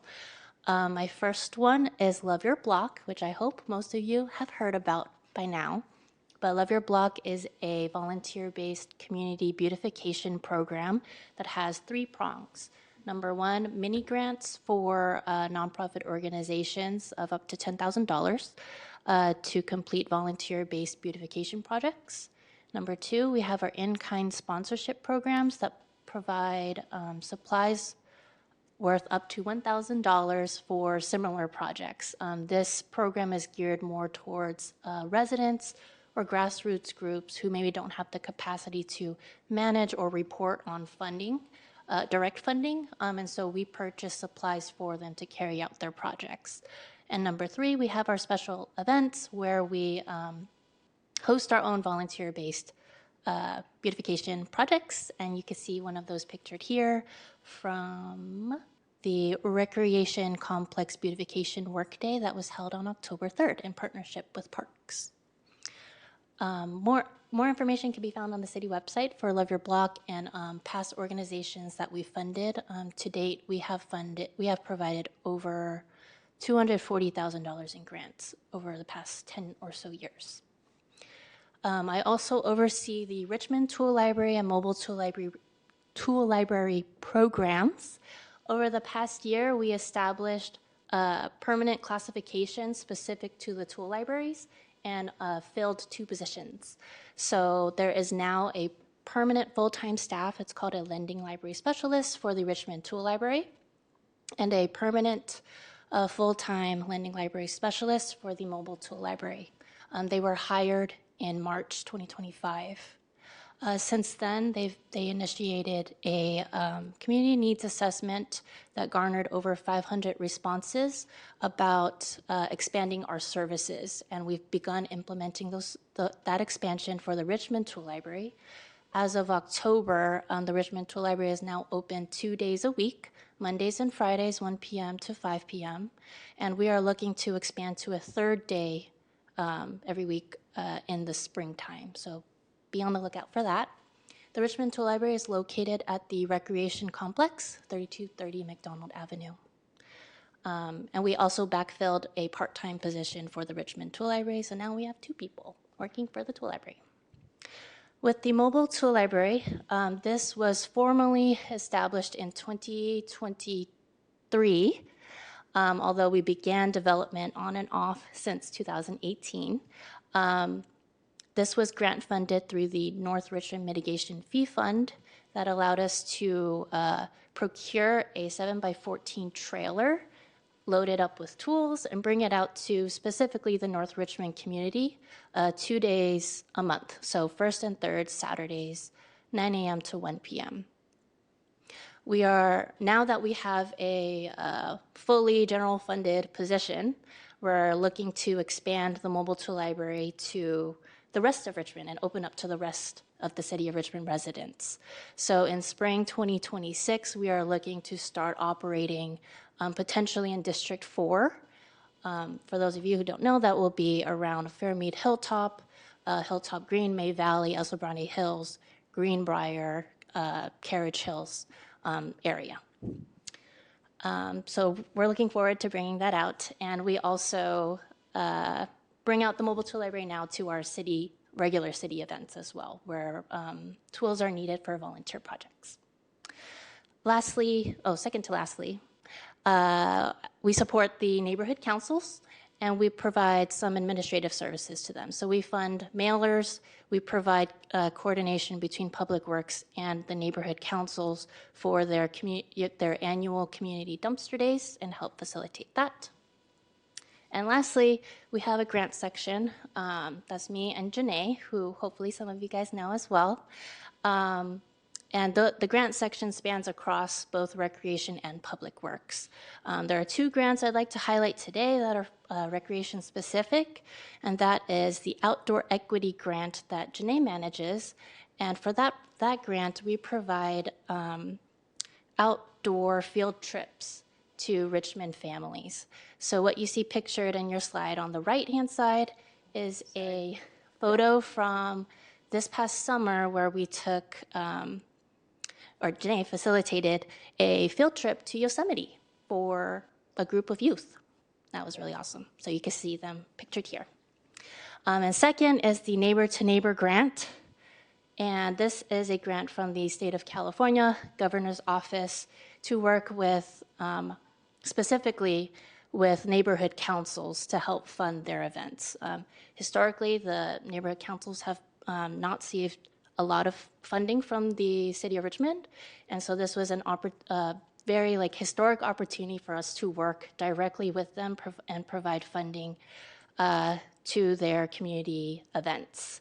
So to date, the city of Richmond and neighborhood councils have held over 80 events over the past year and a half, which is a lot and a lot to be celebrated.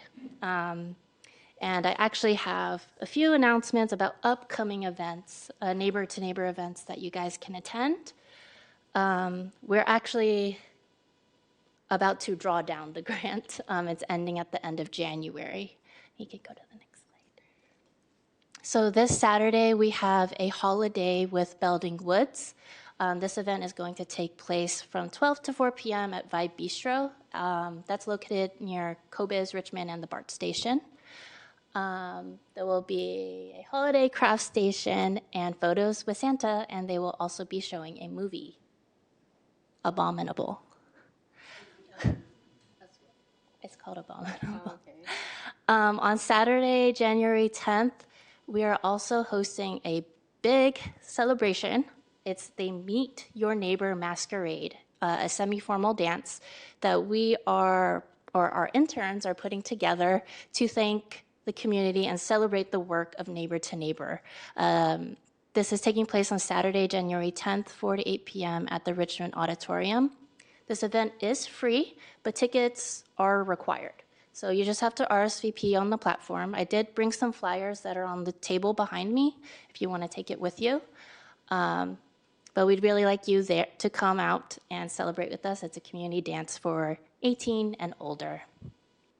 We'll have live music, appetizers, and social activities, as well as just photos and things to commemorate the Neighbor to Neighbor program. And just a little bit of background of Neighbor to Neighbor, that grant is used to reduce social isolation, increase volunteer participation, and increase emergency preparedness as well. 2 more events I'd like to announce. or programs are the extreme hip hop classes. This is a dance class, and our first one was actually tonight at the recreation complex from 6 to 7. There's also opportunity to participate December 19th, January 10th, and January 17th. There's a flyer behind me. And on December 22nd, as part of Snow Day, we have Make Your Own Winter Snow Globes with the Richmond Tool Library. Spots are limited since materials are limited, but this will be held 11 a.m. to 2 p.m. and signups are required. And that is all that I have. Does anybody have any questions for Stephanie? Thanks for that, Stephanie. Just a couple questions. Dumpster Day, I think, is awesome. I'm part of my neighborhood council and volunteer for that for my neighborhood. I remember a couple of years ago getting a postcard in the mail saying, hey, it's coming. And this last time, I don't think I got one, and I had to reach out to our neighborhood council guy to find out the date. Curious if that's a program that just was a thing and no longer a thing, and can we do that again? I feel like more people might take advantage of that. Yeah, so dumpster days, we do mail out postcards every year through the post office. If you did not receive one, I'm not sure why that might be the case. I could definitely check to make sure that your address is on the mailing list, but it likely hasn't changed from year to year, the mailing list. But feel free to reach out to me. We do not post the schedule for dumpster days publicly just because they're neighborhood specific. So if you don't live, let's say you don't live in North and East neighborhood, but you live in El Sobrante Hills and you come to North and East, you'll be turned away, and that just leads to a lot of logistical challenges on the day of. So feel free to reach out to me, but also your neighborhood council, who typically coordinates with me as well. Got it. And another question for you. You talked about the Richmond Tool Library. I was there today. I use it all the time. I think it's awesome. I'm really glad to hear that we have a second day, the Friday, opened up. I think that's pretty great too. I do find the hours very limiting, and I'm sure you've heard that from a lot of people. I'm curious if a weekend has been discussed, and maybe you can explain why that's not a thing. And I'm going to keep talking here for a second. Saturday, yep. And then the mobile tool library, I think, is pretty awesome. I didn't know about that, and I'm curious how you guys advertise. And you say you go to events, but like, are you at the farmers market? I haven't seen it just driving around town. I think more people might use that service and know that the Richmond Tool Library is a thing if it's out and about. I'll stop talking. Yeah, so for your first question, which was the Richmond Tool Library hours, On the weekend, yeah. Saturdays are frequently requested. We only have a total of 1.5 staff to do everything for the tool library, which includes maintaining the tools as well. And it's Micah, right? It's Micah? Yes. Yeah, I'm glad we kept him. It sounded like he was going somewhere else for a while. Last year he was saying that, so. Yeah, so he's here full time now. We're really, really glad that he's here. And we are really trying to push for that third day to be a Saturday. It's just really about, are we going to be able to have coverage if, like, someone's not able to make it on a Saturday, right? So we are going to try to hire one more part-time staff and hope that will fill that hole, that gap, so that we can bring Saturday hours. As for the mobile tool library, it operates solely in North Richmond, and so we do I think 1 to 2 mailers a year to the North Richmond community, as well as attend all the events in that area, as well as community meetings. However, we are now looking to expand to the rest of Richmond, and so you probably haven't seen a lot of outreach done there yet, but we are looking to increase that in anticipation of expansion. Was it North Richmond because of their distance away from the regular facility? Is that why that choice was made? It was a funding source. So the mobile tool library was established through a specific grant called North Richmond Mitigation Fee Fund. So that was kind of our seed funding to establish, our initial tool inventory, our initial staffing, our initial operations plan. And now that we have a, general fund set as like staff funding, we're able to bring it out to other communities now. Any other questions? Thank you. Thank you. Thank you, Stephanie. Actually, I don't have a question, but great big old thumbs up for everything that you do. I have to tell her every time I see her how much I appreciate the work that she's done for this city. Even if you don't know Stephanie, you probably know somebody who has benefited from her work here. Thank you so much. I appreciate it.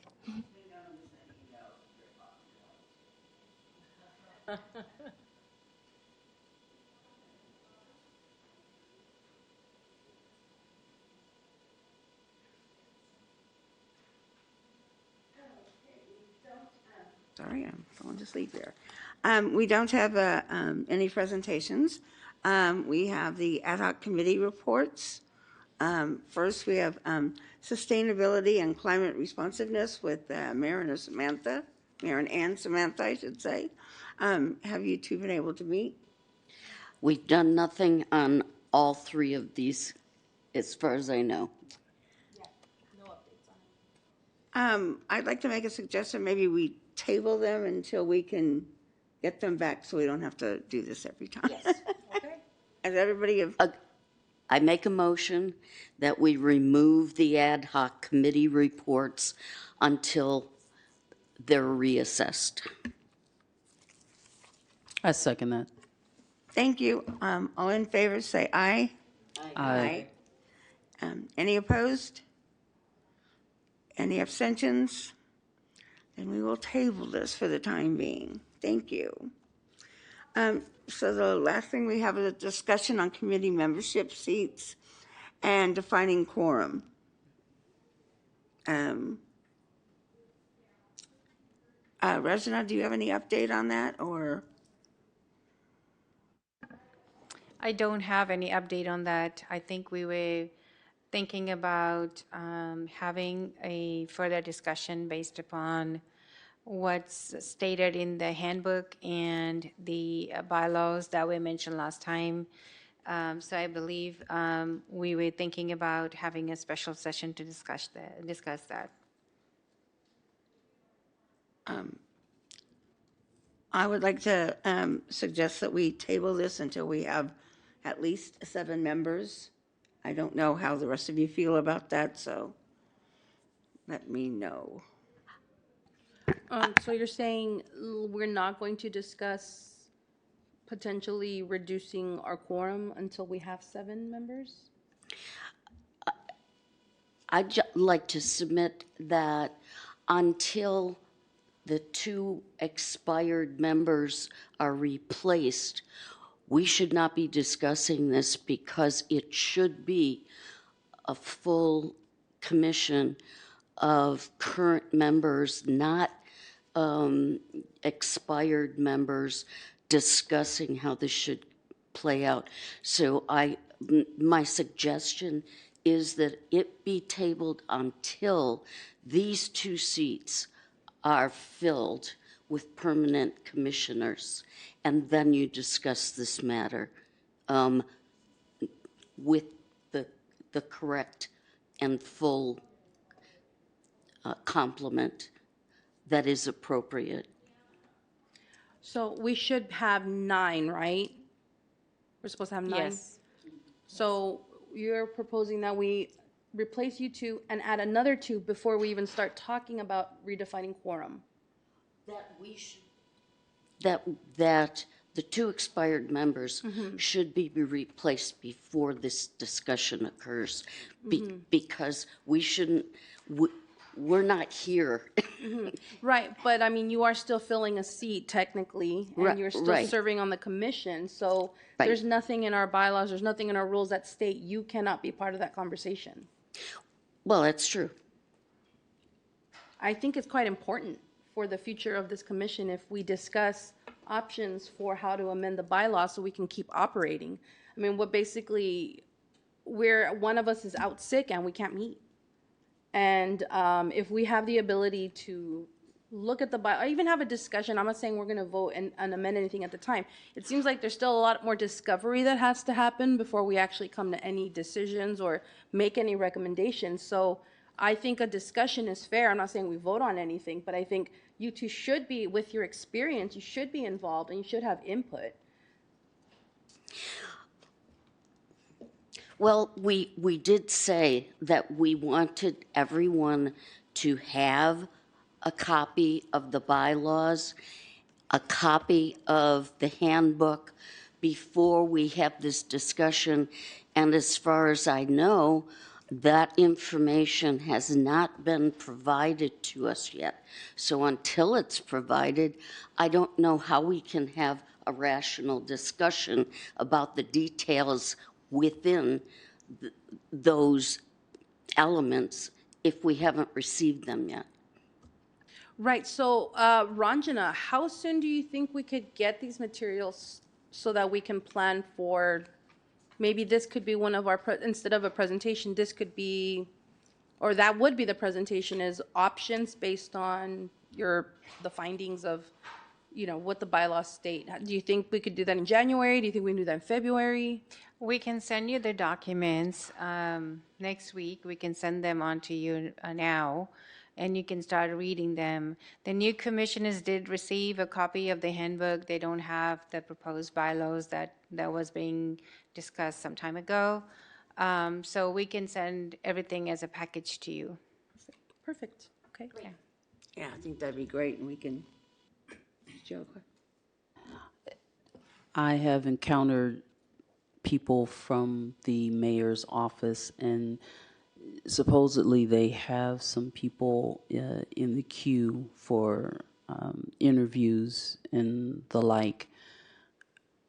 I think that it's good for us to be informed before we try to, change parts and the like. But even as it is, there's only 6 of us instead of even the minimum 7 that we were potentially considering. So I'm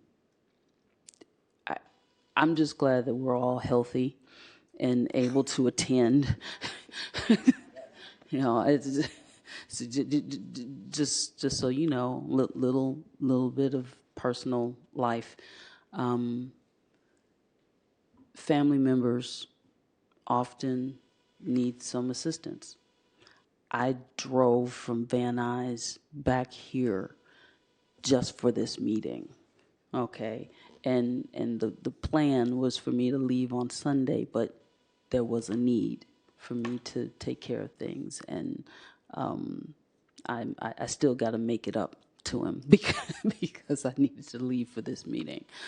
But I prioritize my obligations. And my brother understands, but it's still a tough thing. So that's one of the reasons why we were hoping to be able to make some adjustments. But I agree that we should have folk ready and going forward to be able to deal with the decision that's made, instead of some things like, oh yeah, we just decided this right before you came on. No, I agree with that. Yeah, maybe we need to work that way. And I do appreciate that you came, drove all the way back up here. Go ahead, Mary. Ranjana, do you know, are there people in the queue that are waiting for appointments on this commission? And if so, do you know who they are? Just one that I know of. That We the could mayor's use office- one. We could use one. Yeah, I know, but mayor's office had told me there was one person in the queue, but I haven't seen any appointments recently, so I'm not sure how soon that person will be appointed. And I believe at the tree lighting ceremony, I believe Commissioner Smith had said there was somebody else who was interested, and I haven't heard from anyone as far as another person. It was someone who was attending the event and said that she actually has a degree in this type of work for cities. Was very interested, so I gave her some information, and hopefully we will hear from her, because she was extremely excited to know that there are some seats available. Give me a name. Marin will chase her down, don't worry. All right, then we will leave this on there, and hopefully in January we can discuss it. We can go ahead and put it as our presentation in January, which means we all have to work to get that ready to go. Agenda setting for the next meeting. We kind of have that, I think. You don't have commissioners' reports? Oh, I in your- forgot that. Sorry, I apologize. Commissioners' reports and liaison. We'll start with Commissioner Warren. Thank you. I want to talk about Humboldt Park, please. I brought up last meeting that there was an encampment, and it's right on next to the highway, and I get it, right? Encampments are a difficult topic. The trash was overflowing last time, and I went by there the other day, and that's still the case, and that encampment is still there. And I think I heard you, Alex, talk about a fence that was going up. I'm curious if that's going to be where it is. But on the heels of Humphrey play lot, this is also a play lot. Nobody wants to go there. So I'm curious if there's any plans for that and what that fence, I think I heard you say that earlier today. So on that side is Caltrans. So what we can do is we can put in a work order to Caltrans to have them come out there and abate it. In regards to their timeline, they don't provide an update to us on when they're going to be out there. In the past, what they've done is they've come out, removed them, and what ends up happening is that they come on into the city of Richmond side, that fence is closed up, and then after they leave, they come back, cut the fence back open, and they go back on through. So there were 2 individuals or 3 individuals who were on the city of Richmond side. They were, services came out, they moved, but what they did is they just moved on to the Caltrans side. When everybody left after they picked up all the garbage, they just came back and set their tent up. They do have, so on Tiller Park, there was a similar situation, and Caltrans put up a very heavy-duty fence. I'm curious if that's an option, and you don't have to answer that right now. The other part about that park that I found interesting is on the north side, there's a property there, and it's a big gray wall, and I don't know if that's our, like, I also have a structure on a property line, and it's unclear, like, kind of, can they decorate that side of the, my shed, because they face it, or are they not allowed to do that? Similar situation here. I'm curious if there's anything that can be done to beautify that with a mural or something. And the last thing I'll say about Humboldt, a similar situation happened on the Ohlone, where someone's shed faces the Ohlone Greenway, and the city of El Cerrito paid for an artist to come and paint that, and obviously the property owner was part of that too. I'm curious if that's been explored for Humboldt Park as a beautification. In the current time that I've been here, no, it has not been a discussion. Historical knowledge from the crews, that's never been anything that they've encountered as well. So I don't know if there's anything else you know about that. No, typically, from a parks perspective in maintenance, we wouldn't get into the art side. I think if Stephanie's still here or not, there is a process. Typically, that a lot of that public murals is done under grant work, so there's an entire process to apply, and then planning's involved in it also. But from our perspective, we would definitely support it. For us, we would just cover up graffiti, and it's typically a battleship gray. We just come over, and that's kind of how we deal with it. So as far as exploring a mural, that would be a different process, and I know Stephanie would have more information regarding what that process looks like. Curious what the city's position would be if a mural just appeared. Would that go back to Battleship Gray, or Would you guys leave it? I'm curious what that would look like. I believe we actually have that situation going on now. It gets kind of tricky. So I probably don't have good information on how. And again, that's a hypothetical. I'm not sure that I'm in a situation to answer a hypothetical.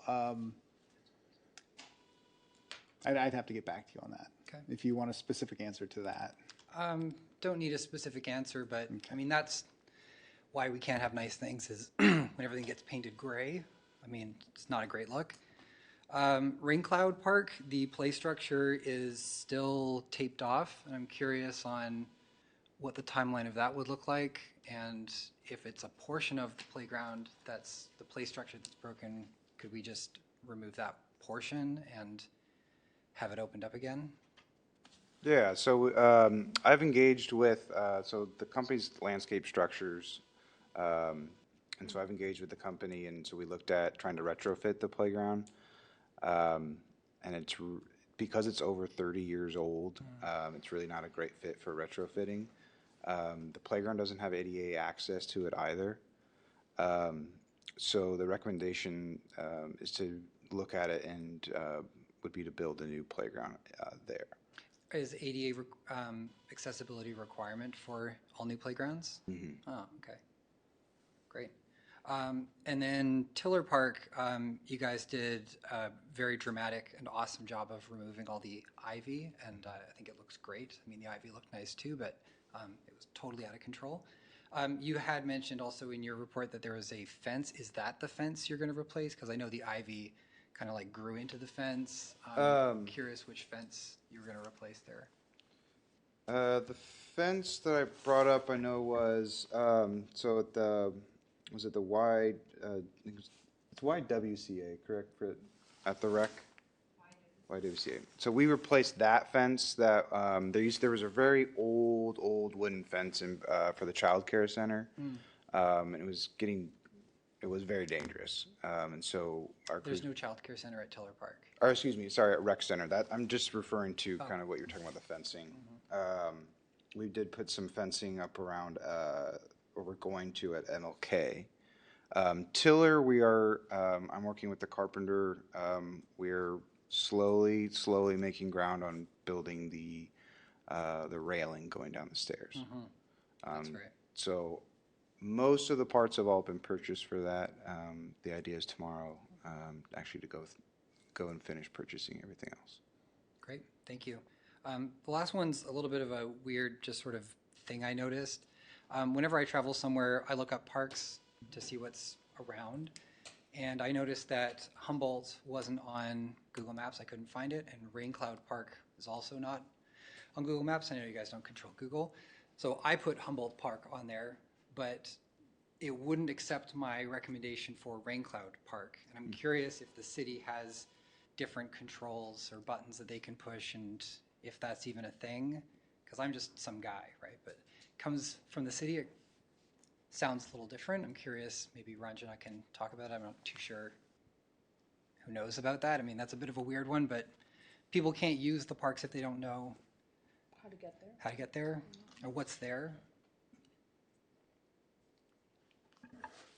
I don't know exactly what triggers or how, like a Google map or something like that would find these. I'll make a note to myself to reach out to our GIS mapping person, Mark Leitner, and ask him if he has any information, and see if we could possibly get that park recognized. Yeah, because I know through Apple Maps, I'm able to get Humboldt Park Playground to pop up, but I don't know about Google. I did want to provide a little bit, so in regards to Humboldt Park, we do have a work plan for that park. The unhoused aspect is going to be a constant kind of ongoing, trying to get a hold of Caltrans and try to line things up perfectly with them. So we've started the process. So we've removed a lot of the overgrown weeds that are through there. The south side or the open area, there used to be an adopt-a spot through there, and there was a bunch of old fruit trees and whatnot, and so we went and removed those because they were becoming just kind of wild and they were becoming a screen.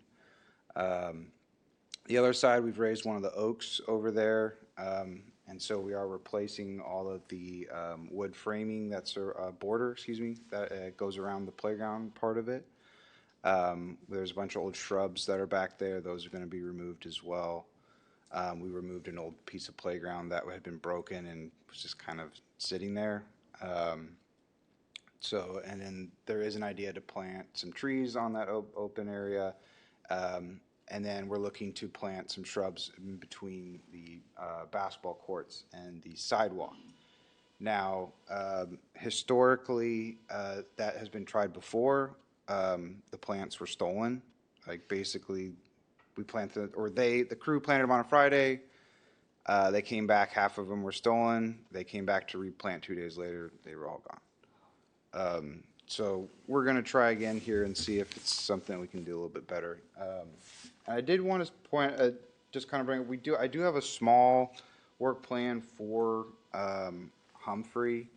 The biggest one, though, is going to be addressing the playground. So and that's just going to be a much bigger project. Thank you. You were actually reading my mind, because one of the things I forgot to ask on there was the south side of Humboldt, because it's just a big open space, and my recommendation was going to be. So we are, you spoke of fences. I'm working with my crews, and we'll try to put like a small fence, basically to deter people from illegal dumping on that, and make it a little bit more accessible. Great, thank you. Before we go forward with commission reports, it's 8:17 and we have to quit exactly at 8:30. So do we want to make a motion to to extend, or we just going to talk fast? Talk fast.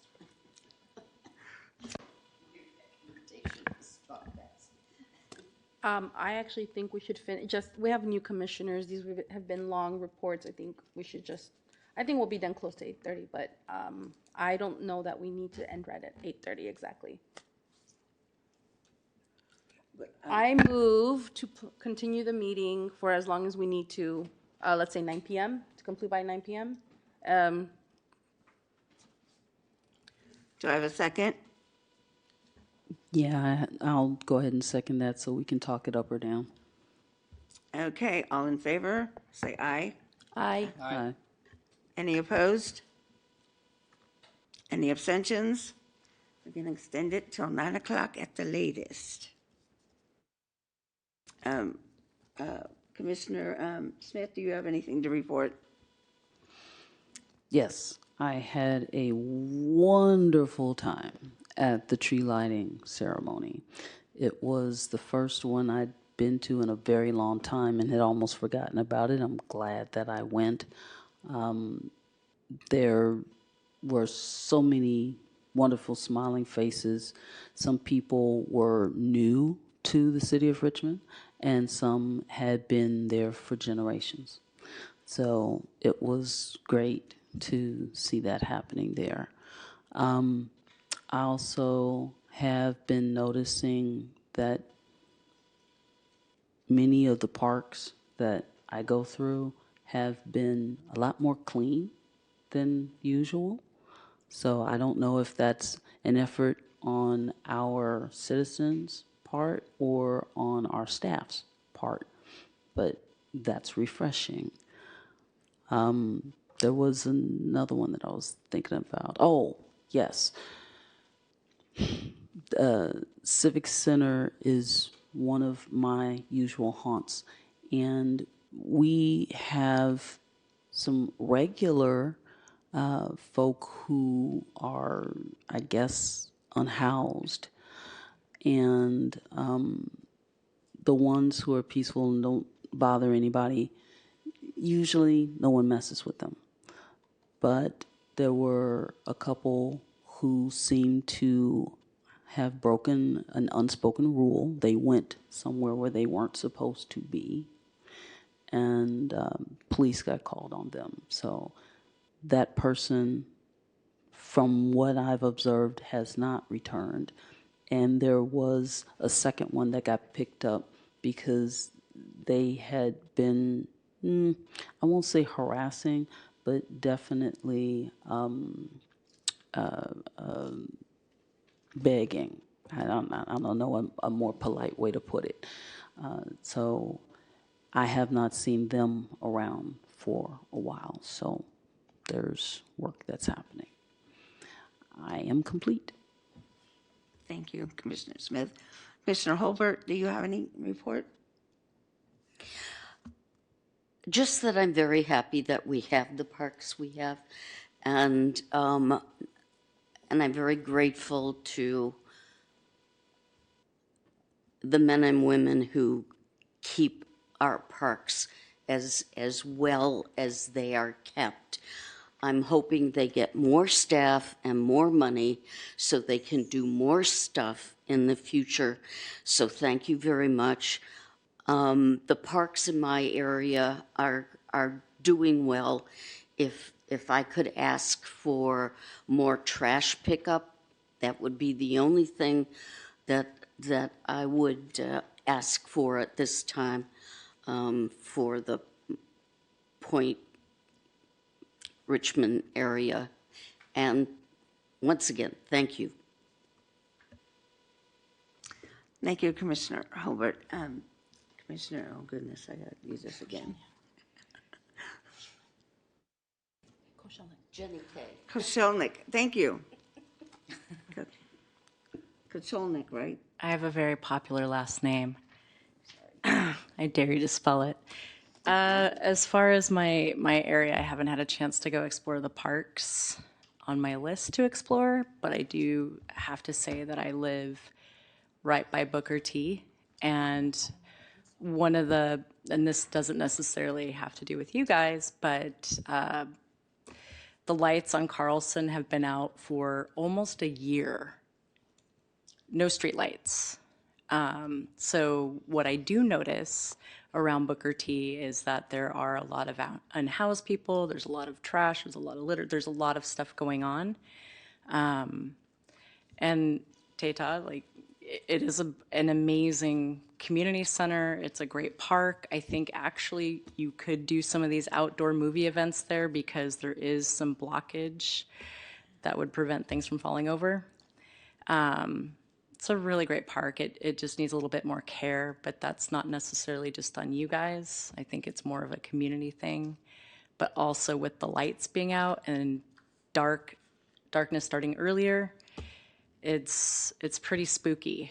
You know, you don't necessarily want to go and walk around Booker T at night. So that's all I got to say.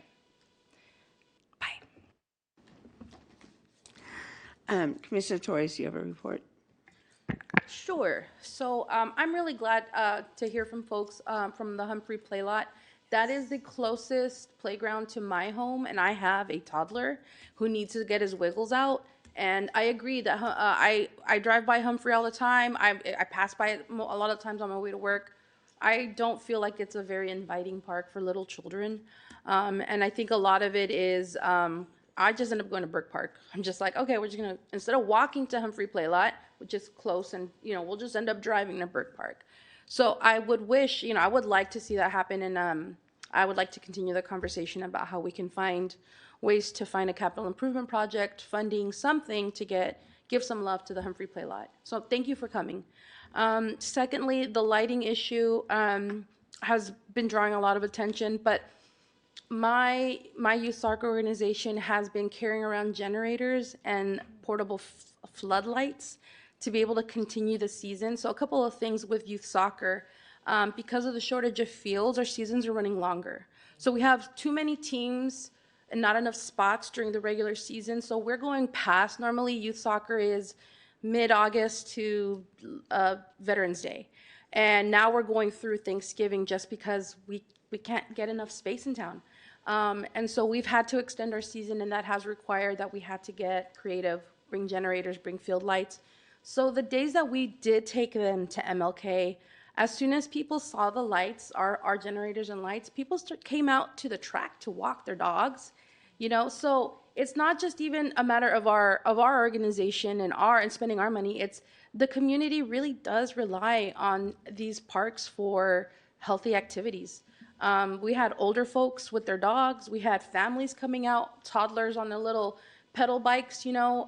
Even though the lighting was very minimal, it made an impact. So I'd also like some clarity on, I know this was a conversation like maybe 2 years ago, but whether or not the MLK lights are going to stay on all the time, regardless if there's a permitted field user or not.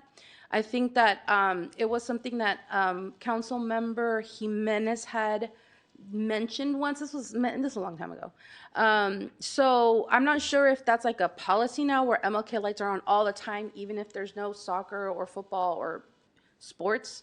I'd like to see that going because I think the community really values MLK, track and field. And then lastly, I guess some clarification again, because the seasons are running longer and with the labor union strikes happening at WCCUSD, school facilities, including sports facilities, are closed. So many organizations, including the ones I keep an eye on, lost a lot of gym space, field space, because the district is shutting down anything that's non-essential. So now we're looking at, okay, we're gonna have to dig out the generators again and dig out the field lights again. In Richmond, when you operate youth sports, you have to be quick on your feet, man. You just gotta roll with the punches and figure it out. Because if we don't, our kids aren't gonna have those consistent, reliable programs that they really need. They need something they can count on. So one thing we're considering is, well, at this point, we may need to use a grass field. And I know that there are rules, for those of you who are listening, rules with quotes, air quotes, about not using grass fields right now, but it's also been pretty dry. So I'd like some guidance on whether or not the grass fields can and should be used for soccer right now. I'm thinking specifically Lucas Park, maybe even Wendell Park, just because, you know, we moved indoors thinking, all right, well, we don't have outdoor lights and the fields are going to be wet and soggy and we can't play on them because now it's getting wet. Well, where are we supposed to go? Our schools are shut down. I have pending applications with the city for gym space that there's probably none. I mean, honestly, that's probably the issue. There is nothing available for organizations to rent. So we need where are we supposed to go? We're looking at grass fields. So I'd like some guidance on, is it okay to use the grass fields right now or not? Thank you.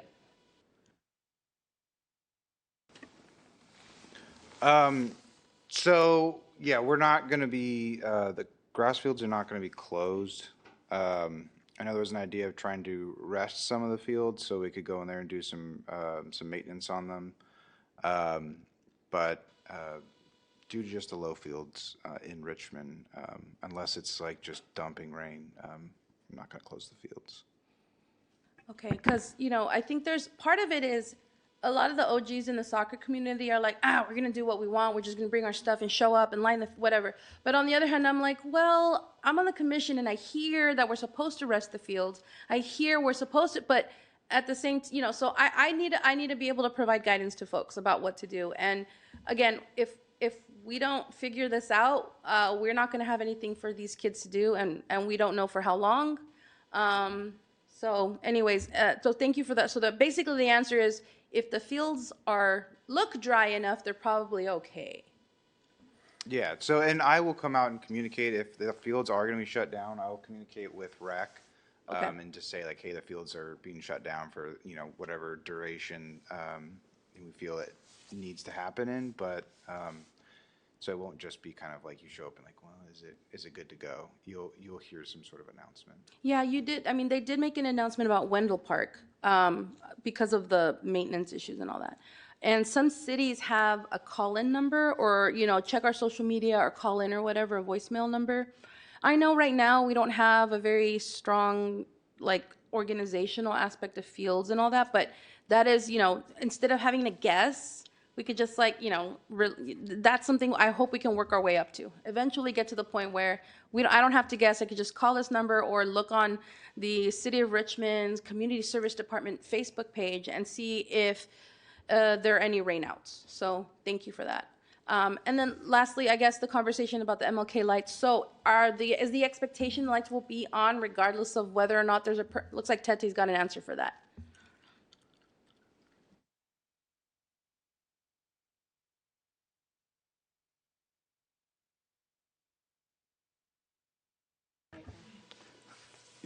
Yes, I do have an answer for that. So the lights are on from 4 o'clock to 10 o'clock every day. Okay. That's just all the time. That's just all the time. It's going to be on. Yes. Cool. Okay. Thank you. Okay.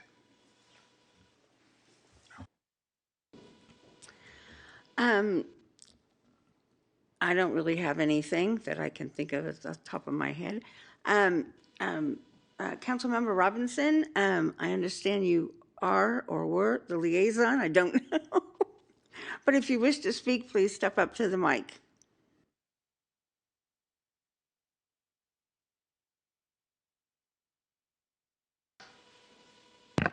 Good evening, everybody. I am the liaison. I've been liaison since I was appointed, or since I won the election.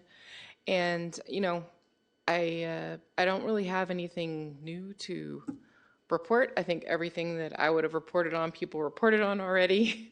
So if you wanted to ask me any questions, you can. I think there was a couple of clarifications, though, that I thought of. The CIP there's a whole special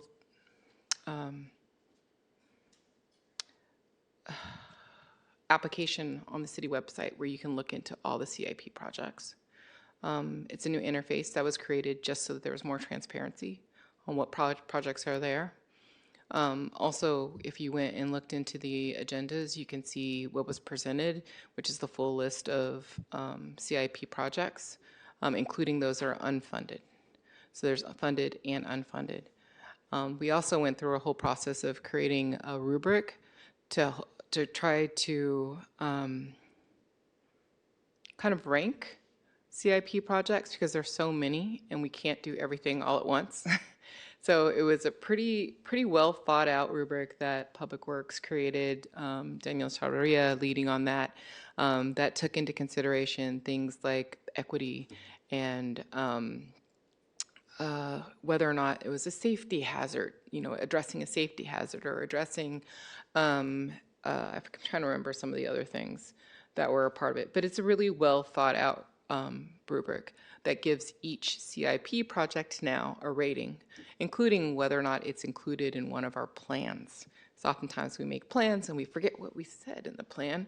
So now the council asked Public Works to go back and look at all these different CIP projects and say, well, is it in a plan? Is it a part of a plan? Because that would make it have a higher ranking because we're trying to accomplish something as opposed to something that's not a part of a plan. Or if it's something as an equity issue because there's an area of the city that doesn't get a lot of attention, or if it's a safety issue, or as a part of a grant, or if it's a legal issue. And so all those things go into now rank CIP projects that helps us understand which ones we should bring forward and add to the funded project list. So that interface is on the website. There's a whole, like a pretty map, you can click on it and it goes into all the information that's available on that project. So I encourage you to look at that. Thank you. I just pulled it up on my phone. Thank you for that. Yeah, it's a pretty cool thing. They'd spend a lot of time creating that at our request, so it's great if you take a look. I know that some of it is still under construction, but there's a lot there. Yeah. If anybody else has any other questions, I'm here for it. Cool. Just want to thank you for all that you have done as our liaison.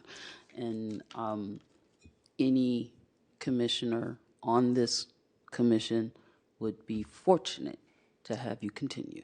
I appreciate it. I do want to say that just the MLK lights thing, I got an email as soon as that happened to alert me that the lights were out. And then Shasa and team tracked every step of the way. And I was checking in, being like, what's the status? What's going on? And we were pushing that. So, it came to our attention on November 13th. We had a contractor contracted and showed up to work on that Monday. It was a few days after the 13th was a Thursday. On that Monday, they said it would take 5 days to repair, and they were pretty sure that they would be able to repair it before Thanksgiving. It was fixed on the Tuesday before Thanksgiving.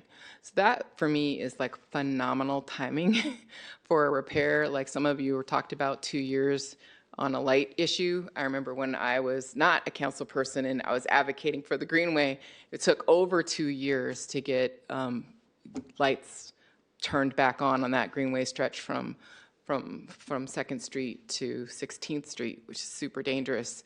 They were off for 2 years, and it was a serious issue. So this is a different public works department. I know we have so much more growing to do, but I just personally want to say that that was phenomenal, that 12 days to fix, I think it was a $28,000 fix. And then finding the will and having the will to find the funds to fix it right away, because we do know how important that site is. I think that what we need to do now is really think about what the heck we can do about copper theft. If there's some other kind of sting or some kind of something we can do with the police or other people, because, you see lights and stuff off all over the city, and that's usually the culprit. And it's just painful. It's like a hemorrhaging funds. So yeah, I'm here if you need anything. If something happens, feel free to call me, text me, and I will see what I can do to get something done. Thanks. Thank you for your time. We have nothing else on our agenda, so I'm going to adjourn the meeting at 8:37. We are adjourned.